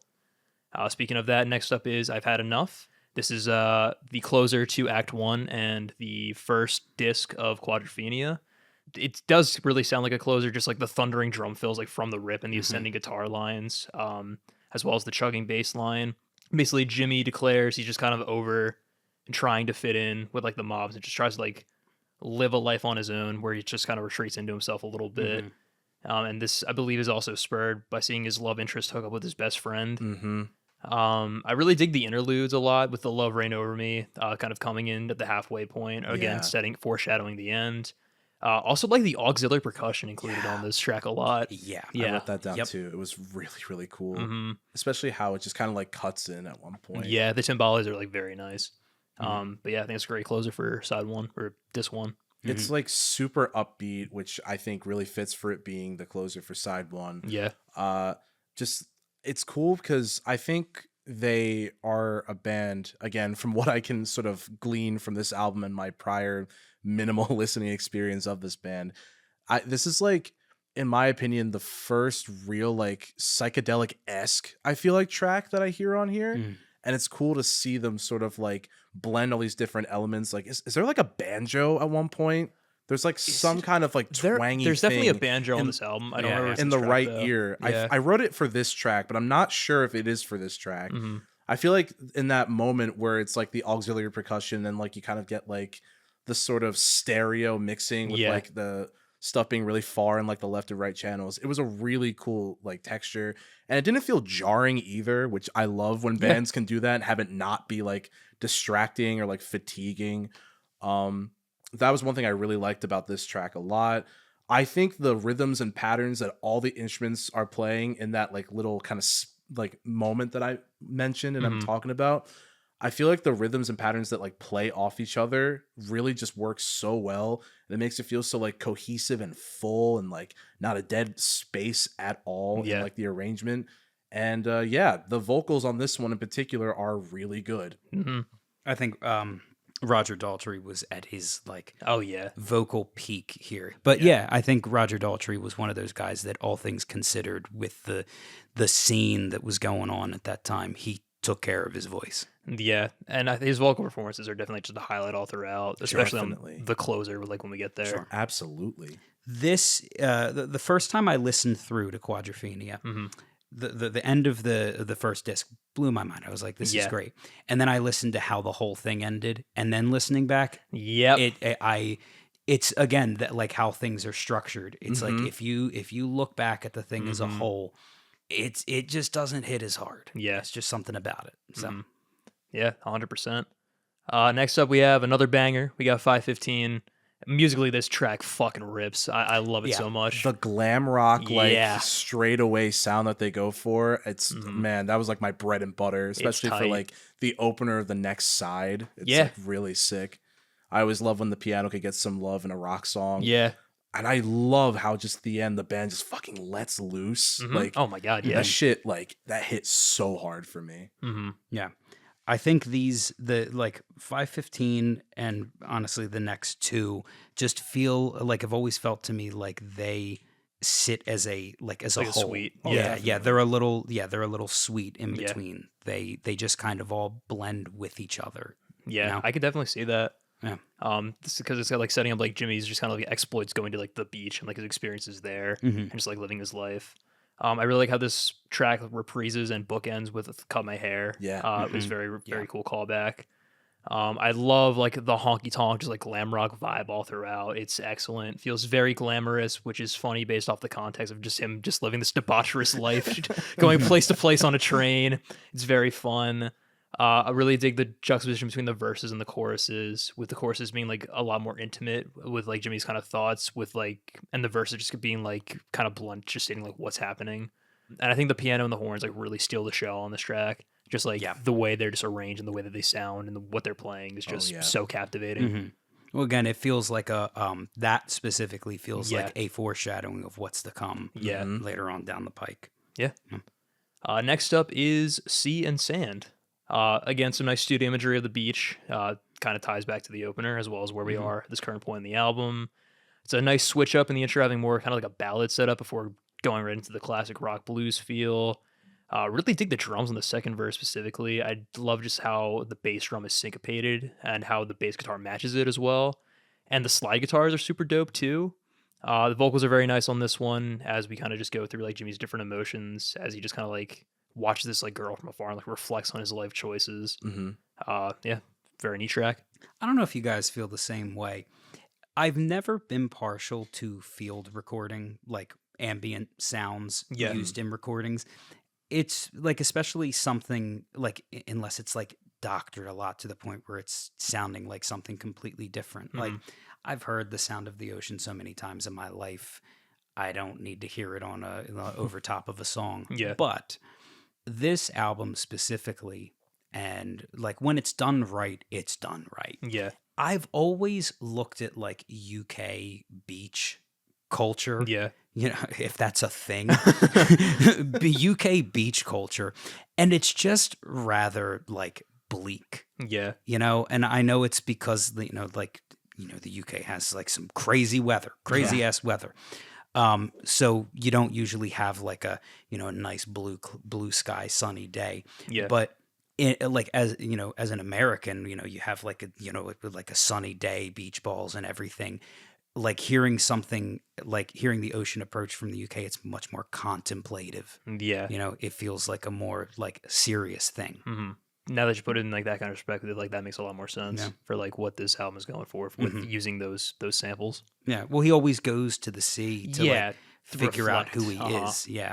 I was kind of getting some like similarities vibe wise of like Turn by the Birds. Like there was something there. I don't really remember what. I probably should have written it down. For some reason, I kind of felt like they had like a similar vibe. But one thing that is concrete is that I love like the fake out ending they have toward the end of the song. So I was like, oh wow, it's already over. And then it just like picks right back up and I'm like, whoa, that's really cool. There's this moment, especially like toward the end, where in the mix, the bass gets like more exaggerated and it's really cool to see it just kind of like peek its head every few seconds because it really just shows off the bassist. What's his name again? John Entwistle. Gotcha. Because, oh my God, like I feel like there's so much happening in this album where like you don't like inherently notice how much the bass is not only like holding it together, but like driving it forward, like track by track. On this one, as they bring him up a little bit in the mix, you're just like, oh my God, he's like fucking powering through this shit, man. Dude, I mean, because I'm assuming you guys have reviewed Who's Next? No, we have not. No. Yeah. Oh my. Uh-huh. Well, if you listen, like Won't Get Fooled Again, and you hear his isolated bass track, it's kind of like listening to I Get Around without vocals. Okay. It's the craziest thing. It's like, Yeah. how did they make that work? John Entwistle, like, you know, I said Keith Moon's like plays drums Yeah, like a Guitar, yeah. Yeah. John Entwistle is like just pushing that. Like he's pushing what a bass does, but still maintains the bass identity. But John Entwistle like perfectly understands his place in the Who. Yeah. I think that's what makes the band in terms of their like arrangement so good is they all understand Their roles. Their roles. Yep. I would agree. Next up, we have Drowned. I think this is very interesting how it starts with like almost like a little bit of like ragtime piano and like scratching guitars. It's a very classic bluesy track that shows Jimmy's just kind of like aimless wandering and desire to be one with the sea, kind of like setting up this like contemplation of like ending his life. But that kind of like is explored more towards the end of the album. The bridge is very nice. It's very ethereal with the choir in the background, like the twinkling guitars. And I also really like the instrumental break before the third verse when the horns come back in. I think it's cool, like you just mentioned, how you see him beginning to like contemplate like his fascination with like the ocean and like trying to sail away as we like inch closer to the end of the album. Just like his overall disillusionment. You see like this, it start to grow here. Yeah. Musically, again, I know I probably said this like so many times, but like the drums and the bass, I feel like also really shine here, especially the drums. Like Phil King, that guy is the Phil King. Yeah. Low key. But I think it's kind of a good, like, just step further, another notch in the overall story. Yeah. Anything to add? Nah, All not right. with this one. Not with this one. I know it's the most piano heavy one. I'm just like, yeah, piano. Drowned. Drowned. Drowned by the Who. Yeah, that, like I said before, this is the sort of moment in the album where like they kind of use music like sort of just pushing the plot forward. Yeah. And which is just a product of like rock operas, especially of this time in general. So I feel like there is a bit of like a sameness to like some of these tracks.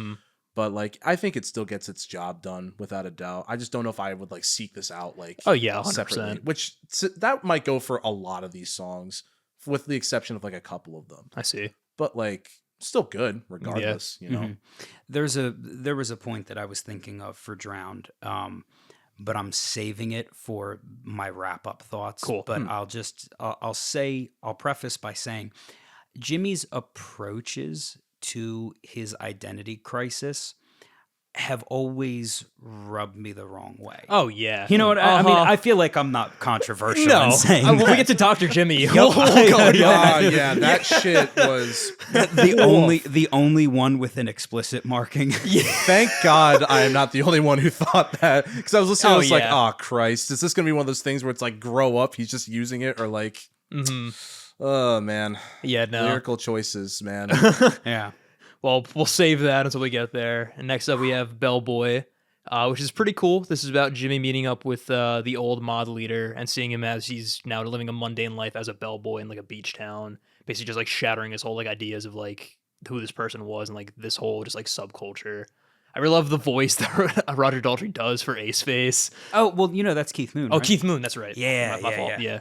Just this really hackneyed like dude, Yeah, it's like, super cockney. Yeah. Well, like if it was Roger Daltrey, you'd know he's like coming in and he's like putting that on. Yeah. And he's like trying. You know, Keith Moon was like in there having the time of his life, just like trying Fucking everything. around. Yeah.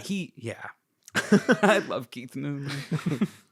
I do also really just like Keith Moon's like vocal performance, just like the kind of like a little bit of like regret in like his voice, just kind of like how he's kind of like maybe longing for the old days, even though he's content with his life now. There's just kind of like a fondness of like where he used to be. Yeah, when he starts in like Some Nights I Still Sleep on the Beach, and he goes Yeah. into this mellow tone of his voice. yeah. That you like rarely ever hear with Keith Moon. Yeah. You know?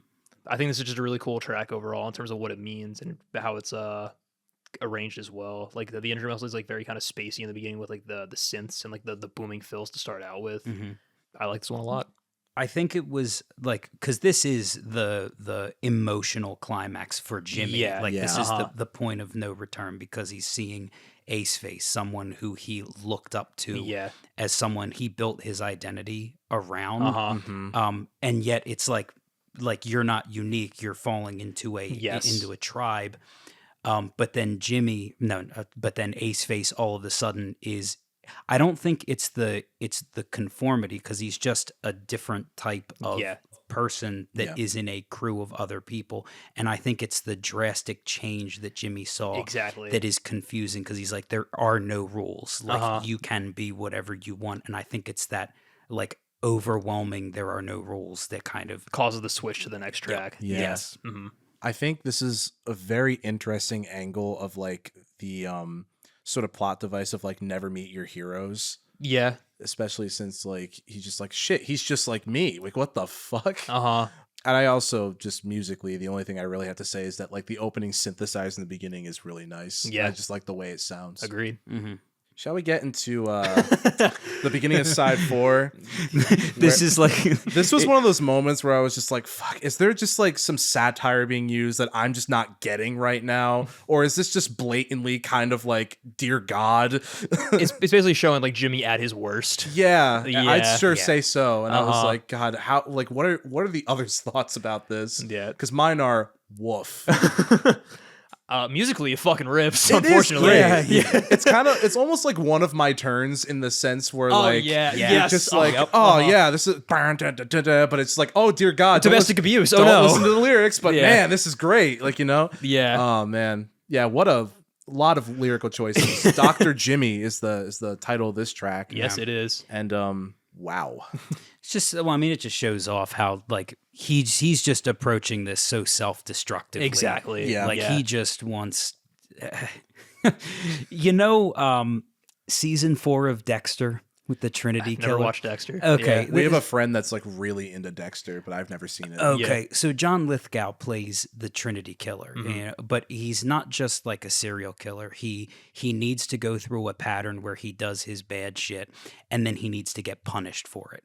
I see. Yeah, so he like goes out to a bar and picks a fight with someone until he gets the shit beat out of him, because he needs to feel that atonement and that see. punishment without. Yeah, so I think there's like a similar thing here. Yeah. It's just like a self-destructive, like I don't care, Uh-huh. like I'm gonna fight anybody. Yeah. You know? Do what I want because nothing Yeah. matters at this point. Yep. Yeah. Definitely his lowest point where like all the strife he's just faced, he like comes to a boiling point. Like he's tried to fit in with this crowd, but like he really couldn't do that. And then he decided to kind of go off on his own and like find himself. And then he reconnected with that scene that he left and then saw like, well, this is my reality. Like, what was the point of all this? Like, fuck it. Like, why does it matter? Musically, this track bangs. It is really it's good. so fucking Yeah. good. The pre-chorus are excellent with this like anthemic like mantra delivery, and it really just shows like how much Jimmy has given up and like how alcohol has like really become a vice as well. It's like a recurring theme. And I also really did like the kind of like Jekyll and Hyde illusions, which are especially amplified, I think, during the bridge, where it's like almost kind of like Jimmy's like still in there, just like trying to like speak out, kind of like being like, I don't like what I'm doing, but like I want to kind of like change, but like I've come this far, or like I've fallen this far. I also really like the strings during the bridge as the "Is It Me" motif kind of plays through again, which like really just kind of emphasizes the point as well. I think this is a really like awesome track. Even though it's talking about some really shitty things, it's constructed really well and is a really like crucial part of the story. It's one hell of a way to open the final side of the album, Yeah. without a doubt. I think we kind of summed up everything that I wanted to say. Just All right. actually, one thing I do love the ending where like the synths just like swallow up everything. Oh yeah, It really just shows how he's just completely off the rails at this point, which Yeah. is a really cool, just I don't know, just really cool choice. I agree. Next up, the penultimate track of the album, we have "The Rock," which sees Jimmy finally becoming one with the ocean and sailing out to sea, and ultimately stranding himself on a rock where he's left to contemplate his life choices in the next track. This is another instrumental track through and through. I really dig the reprise of the Quadrophenia medley to start. I think that's really neat, but it's more aggressive and hard-hitting, which really shows just where Jimmy's at this point. The drums are super excellent, which is how much attention they draw and just how fast Keith Moon is flying around the kit. I love all the callbacks to the different like melodies and motifs, but also making kind of like sound different with like more developed guitars, soaring as it plays the Is It Me theme. The piano is excellent on this track a lot. I really dig the tight guitar playing of the Helpless Dancer riff. It sounds almost like kind of like a flamenco style, which is pretty cool too. Yeah. And then like the slowdown of like Love Reign Over Me with like the wailing guitar solo, it like just sounds like euphoric. And I love how it just closes out the song, as well as a little bit of talk box in there too. Yeah. It's neat. It's like euphoric, but it hits so like just so salient. Yeah. Like it's such like an amazing like. This isn't the climax, would it be, or is this more like story wise? Structurally, this is like where all the motifs are presented in their strongest, I think. So it feels musically like the most important one. It is also, I feel like it's the most orchestrally ambitious like thing that the Who has ever done. It's like really, really well done. Like Pete Townsend definitely knew, whether he consulted someone for it or he just penned that by hand. He knew what he was doing with the orchestration. Nice. It was really, really well done. My issue with this, though, is because we're talking about the motifs and how they carry through. Notice how he takes this moment at the very end to finally start to like really change them. Yeah. But besides that, it's just been used kind of like how John Williams will use a melody or a motif to reflect something that's happening, where he doesn't really change it. He just kind of shows it to you there to show like, this is the entrance of this character, or this is the entrance or exit of this feeling.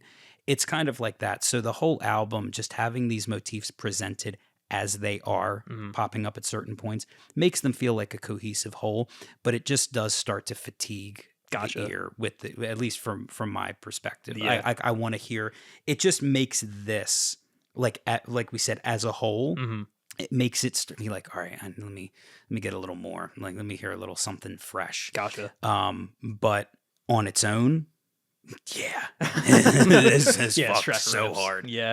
I could definitely see that. I feel like it was at this point where I really started to understand the water motif being used. So I was like, oh, it's alluding to the rock. I see now. The drums go so hard though. Like, I love, this is the one where I said that the guitar and the drums are kind of like not only playing off each other, but like mimicking each other, which I really, really dug. I love just like the one section where it's just the marching rhythm that the drums play. And it's just like, it's crazy because like, for those who don't really know the plot that well, it's kind of open-ended as to like where Jimmy is at the end of the album. Like people speculate, from what I gather, that he like died, but it's kind of left up to interpretation. And it's just like this really weird moment of like letting it just be primarily instrumental, where you're just kind of like, what happened to him? It's crazy. It really like left a lasting impression in my head when I listened to it. Nice. Well, shall we close out this album then with the last track? Definitely. Ooh, Love Reign Over Me. All right, I got to start by telling this one. This was my first perspective on Quadrophenia. I had not listened to this album at all. I hadn't listened to a song on this album. My dad's friend, Jack, was over. Jack was self-proclaimed biggest Who fan that I would ever know. And to this day, I don't know, he's a pretty big Who fan, man. He lives in Penn State now, so I haven't talked with him for so long. Got me a real good bottle of whiskey. I appreciate him for overall that. Good guy. Yeah, overall really good guy. Got that for my engagement. It was really good. So we were sitting in the like pit area of this. So my father renovated the garage in the house before it was happening. Well, like when I was like 1 or 2. And we call it the new room. It's the newest room in the house. That is now the venue area for our rock venues. It's like little bar / club now.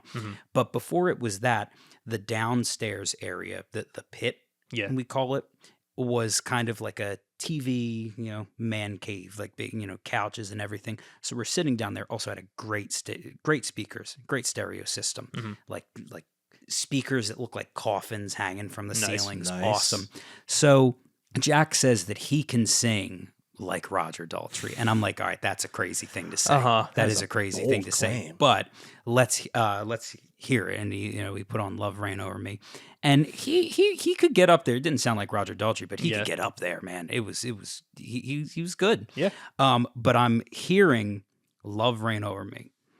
And hearing that this was the last track on an album, and I'm hearing this, I'm like, oh, this is how you end a fucking album. This is how you end an album for damn sure. Absolutely. And directly after that, the Magic Bus came on, and that was the craziest juxtaposition I've ever. Like, I was like, this is the song that people listen to as they're leaving the stadium. Yeah. Magic Bus. I was cracking up because you just come off of the most emotionally intense song to the Magic Bus. Wild.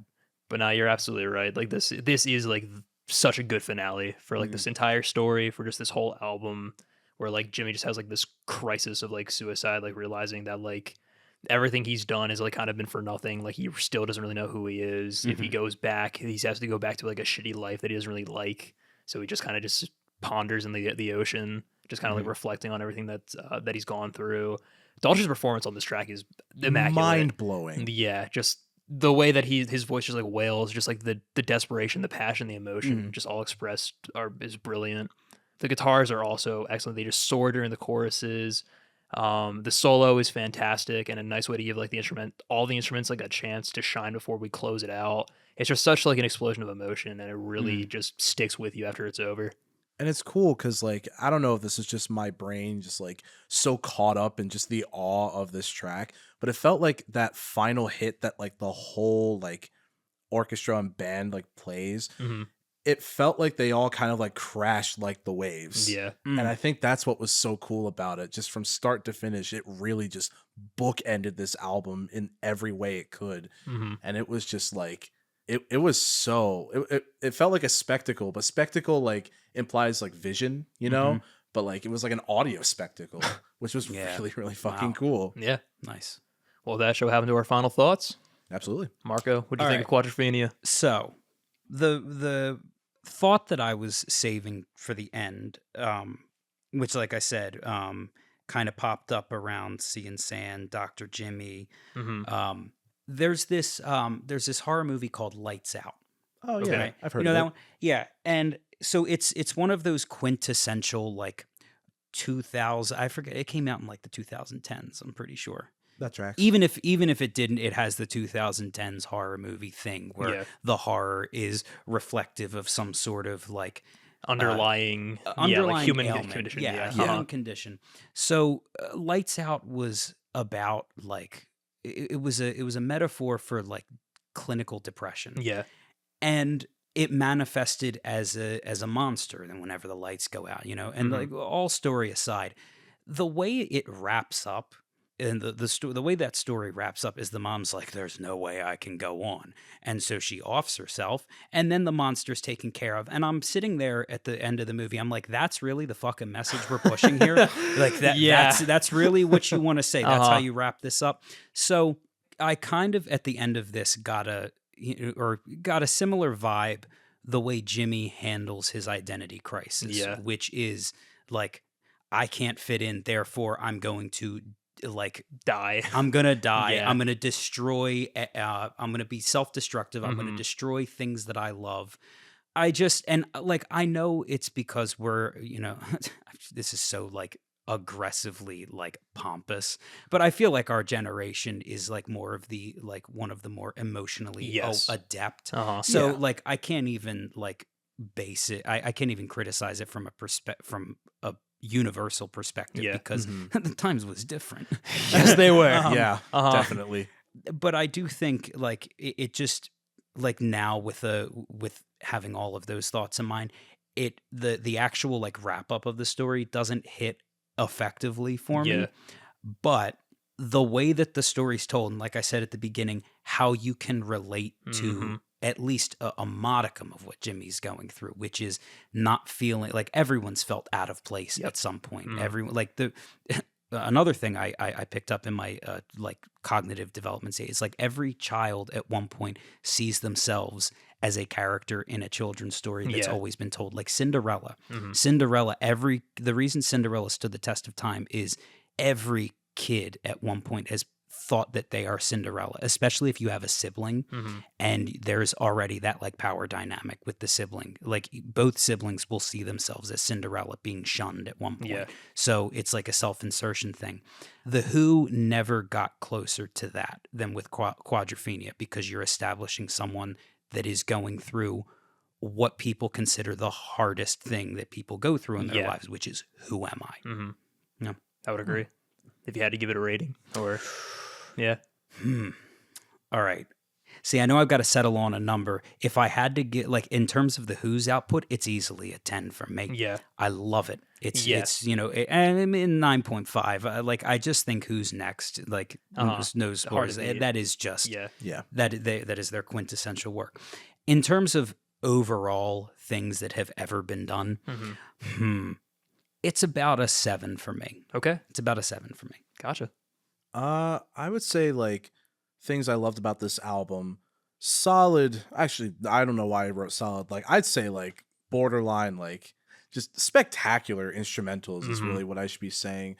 Pretty engaging and incisive lyrics that I think like, although it's very introspective of like the character's psyche, I think it's very like broad in terms of its relatability. Oh, for real. Which Yeah. I really appreciate, especially like for such a unique story and concept that feels very, very like based in reality. Vocals from top to bottom of this record, incredible. Like, oh my gosh, his delivery, his inflection, his attention to detail, I think is probably like one of the biggest takeaways from this album for me.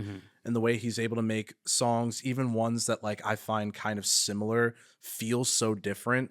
And that kind of goes with the musicianship too. I feel like although you kind of mentioned in a bunch of the songs like that are in like the end of side 2 going into like side 3, how they all kind of feel like they're together, like and like as one like almost like suite.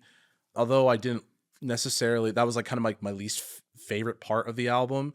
I definitely think it was creative how, although they sounded similar, they were very much consistent and had enough variety to find things that I enjoyed. Plus, like, they worked incredibly together when recording this, especially since you said, like, was it only on 515 where you said it was like an unorthodox recording style? No, pretty much I forget which track it was, but there was one track where the whole band did go in and record together. Gotcha. But ultimately it was kind of approached like the last Beatles stuff where they all just kind of came in on their own times and recorded. Gotcha. Wow, that's remarkable because it just sounds so full and like cohesive. Right? connected and cohesive. Uh-huh. Yeah, only thing I really don't love about this album is just like the pacing in that one section, but it's overlookable. I do enjoy this album as a whole. I would say like in terms of my letter grade, it's definitely, I put it at B+, but it could definitely border in A-. I would say I could see it kind of climbing up. It's well within like the positive side of my ranking overall with when it comes to album rankings on this show. But number wise, we're gonna give it like a solid 8.4. Nice. It is very enjoyable and very unique, and for like my first real Who album, quite an introduction, I would say. Yeah. So For real. it's really cool, and I'm glad I got to experience it. So thank you for bringing it on. Of course, thank you. It's an honor to show it to someone. This is also my first time listening to the Quadrophenia Really? too. Yeah. Like Wow. I would say of like the big 4 British invasion bands, like The Who is probably my favorite, but I haven't really explored like those discographies like that much. So I think before this I've listened to The Who, Sell Out, and Who's Next, and maybe another one, but like Quadrophenia I think is my favorite that I've listened to so far. Nice. Like I've quite enjoyed this project a lot. Yeah. Well, it is my favorite Who project. It's probably not my favorite rock opera, just because it's a hard competition. And while I do admire the story that is being told, I think you do raise a good point about like the ending kind of like not feeling very like satisfying. Definitely. And just like the way that Jimmy develops is a little dicey. Yeah. Out of curiosity, what is your favorite rock opera? It's probably The Wall. Like I yeah. just wanted to hear you say. That's my favorite Pink Floyd album. It's fantastic. It's tough to beat, Like, man. Tune into that episode. That's true. We listened to both that version and Nostalgia Critics The Wall. Have you heard of Nostalgia Critic? Oh yeah. Oh my, Yeah. yeah. Oh, okay. One of Yeah, the worst yeah, albums I've ever listened to in my life. Actually, that was one that I tuned into. Oh, from you yeah? guys. Yeah, yeah. Hell yeah, man. Thanks, Well, Mark. because I you. saw the Nostalgia Critics law. I'm like, I need to hear this shit. Yeah, I saw it and went, I don't need to hear this. Contrary to But the popular- people told us we did. hopefully you guys will enjoy the next Bad Album Bowl whenever we right. have that, so you have that to look forward to. Yes. Got to do that Corey Feldman album. Yeah, and down to the core, man. Yeah. We're gonna root for it again. God, no. But anyway, continue, AJ. Well, thank you. I'd say Lamb Lies Down is close second. Cool. But yeah, I love Nice. The Wall. But I think like the plot is very unique and interesting, especially for the time. Just really honing in on just like mental health as like the crux of your album was very bold for the band, and I respect them for doing it. Now they didn't like ace it 100%, but I think it was very important for them to talk about it at that point in time. And I think the way they executed is very good for the most part.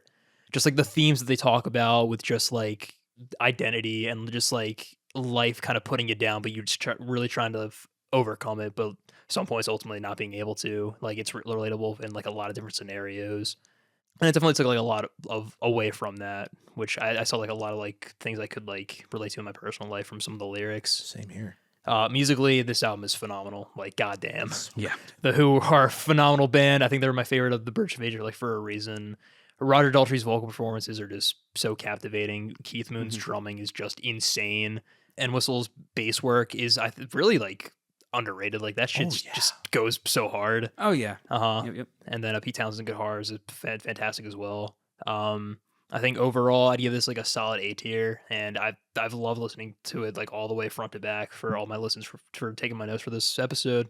Now, before we end, Yes. I want to pick your brain a little bit, Marco. Okay, of course. We had a guest on, a really awesome guest, has appeared on the show twice in the last season. His name is Tim Jones. He is a notorious hater of the Beatles.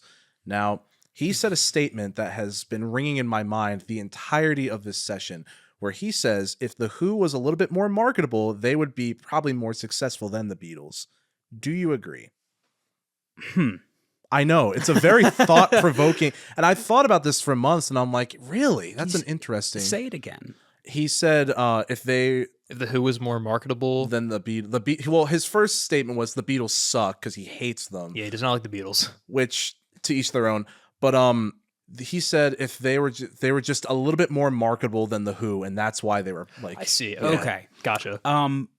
Let me ask this: when you say when he says marketable, does he mean if they're like PR or Like or mainstream? if Is that they it? if they think marketed so. their music more? I think it was the matter of like Like a mass appeal. he was, I think, talking about it. And Tim, if this is completely wrong, please, we'd love to hear your argument Yeah. again. But I think he was talking about individual members, like how they all kind of had their own personalities, and Okay. that kind of tied into like, oh, and they played pretty decently.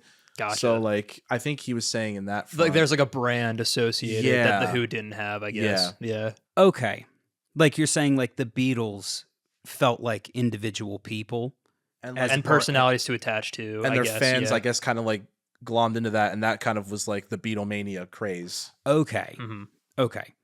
So the claim that that if the Who marketed themselves more, they would have been more famous with the Beatles. I do disagree with that, just on the grounds that the Beatles wrote music that was meant to appeal to the masses. Mhm. There was an effort there for that music to appeal to the majority public. I genuinely think that we're in the last days of having artists that are trying to appeal to the mass public.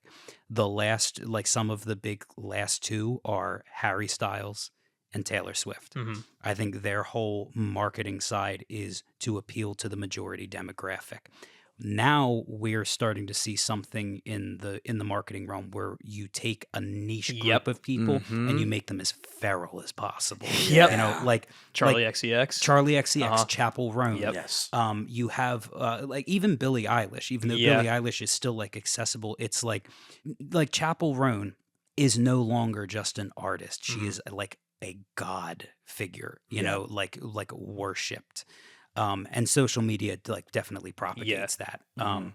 I also think she's a very different case though, because she like she's still like trying to hold on to like the genuine humanistic side of her, despite the pressures. Yeah, like, and also like another reason I hate the idea of like, you know, if the Who marketed themselves better. I believe weren't as marketable as the Beatles. Well, like, okay, I guess just the word marketing is because I've been to so many classes and I've been to so many seminars where, like, when you talk about music production, music creation, there's such a heavy emphasis on marketing. And I'm sitting back and I'm hearing like, you know, like you gotta like get like, you know, get labels, and you gotta like go on Playlist Supply, and you know, you gotta like just make you do all this, do all that. I'm like, okay, at the end of the day, the most important thing that matters is the product that you're selling. Yes, and if that product's not quality, it doesn't matter how good you are with social media. If people aren't going to bite, it's not going to work. People can talk all they want about Benson Boone. That song, Mystical Magical, has a very, very, very strong like melody contour. Yes. Like there is you can hear it. His vocal range starts low in the verse, pre-chorus it gets a little higher, and then the chorus it explodes. Yeah. That is a musical effect. There's a reason that it's the hit song. That his most recent album is mid as fuck. Oh yeah. I heard that. I'm like, that's really it. Like, you did one of those things. You wrote a banger, Mystical Magical. And I also like the song Man and Me. But besides that, I'm like, everything else, like, really? Really? That's all you got? You like, you stayed out. And you were right there. You were like in a graveyard in like sub-zero temperatures at 3 a.m. And that's what you came up with? Like his whole like writing thing. Yeah. But yeah, the Beatles have a and like I checked this in the times that the Beatles were still touring and still like making big radio play. They didn't have any song have the vocals come in longer than 8 seconds. That was a deliberate choice because if people were tuning in on the radio and they heard instrumental, like statistically speaking, they'll change. So by just having a short instrumental intro and then the vocals coming right in no later than 8 seconds, that's a deliberate choice. So the Beatles, who are playing pop songs in Hamburg, Germany, know 400 songs communally between the four of them. This is, mind you, like when they were the Quarrymen, and they're, you know, like their Hamburg days. That's why they were so good. They knew the pop repertoire of old, and they brought that in. They knew how to write songs, and they knew how to write songs that appealed to the majority public. The Who, I don't think, was as concerned with that, so I don't think they would have been more popular than the Beatles, because I didn't think they wanted to be necessarily. No, I think if you asked the Beatles, I mean, half of them are dead, but I think if you asked them, like behind closed doors, they'd be like, that shit was miserable. Like being a famous person is not, you know, like you make one statement and all of a sudden everyone wants to kill you. Exactly. You know? And that's what Chapel Roan's facing right now too. Yeah, yeah, exactly. I think we're all realizing how big or how much we idolize celebrities. Yes. Yeah. Like the latter half of the 20th century has seen such glorification of, like, you know, Clapton is God, and then Jimi Hendrix is God. And like these people that are like, I think Led Zeppelin, like Peter Grant was a marketing genius. Here I am talking about marketing. Peter Grant was a marketing genius because he made it elusive. He made it like you were seeing something you, quote, weren't supposed to see. Like, and it kind of fit with like Jimmy Page's mystical obsession. Yeah. I think that is like, I think Beyonce also has that kind of marketing, or at least up until Cowboy Carter. Yeah. Because now I think she feels a little more homey, but before she felt like on Olympus, like she's like bigger than everything. But yeah, I think now we're in such a time where we're like aware of that, and it doesn't rub people, or it rubs people the wrong way. So I think we're trying to like find our way through, like, how much can we respect someone who has, and glorify someone who has a platform to do whatever they want with it. I think it's very poignant, especially for where we're going now. That was very eloquently put. I like that answer. Tim, if you're listening, I'm sure you'll have a response. Genuinely, Tim sounds like a cool individual. He's the guitarist for my band. Oh, Yeah. okay. Got it. He's All also the only person on this podcast to directly try to counteract our friend Tom's opinions. That's true. So- On Tom Waits Oh. albums, yeah. We had That's a debate between the two for one of our right. episodes. Oh, nice. That's okay. where that statement came from. It was Tim versus Tom. Yes. Tim versus Tom. It was fun. Nice. But that'll close out this first guest episode of the season. Marco, thank you so much for coming Thank on. you so much. Thank you. It's a pleasure and an honor. Hope you had a good time. And we'll see you next week for Tom Waits albums. Any final thoughts before we close out? Guitarists out there, if you're writing riffs and you don't have any material to go off of from there, flip the riff upside down, damn it. Play it backwards. That's a takeaway. Do something. Rachmaninoff. Rock. Let's go. Rock R-O-C-K. There we go, baby. There's the theme. There it is. Well, I'm your host, AJ Tenari, I'm Matt Glass. I'm Marco Newsome. and we will see you next week for Tom Waits albums. Thank you so much for listening and for your constant love and support. Peace. Mwah.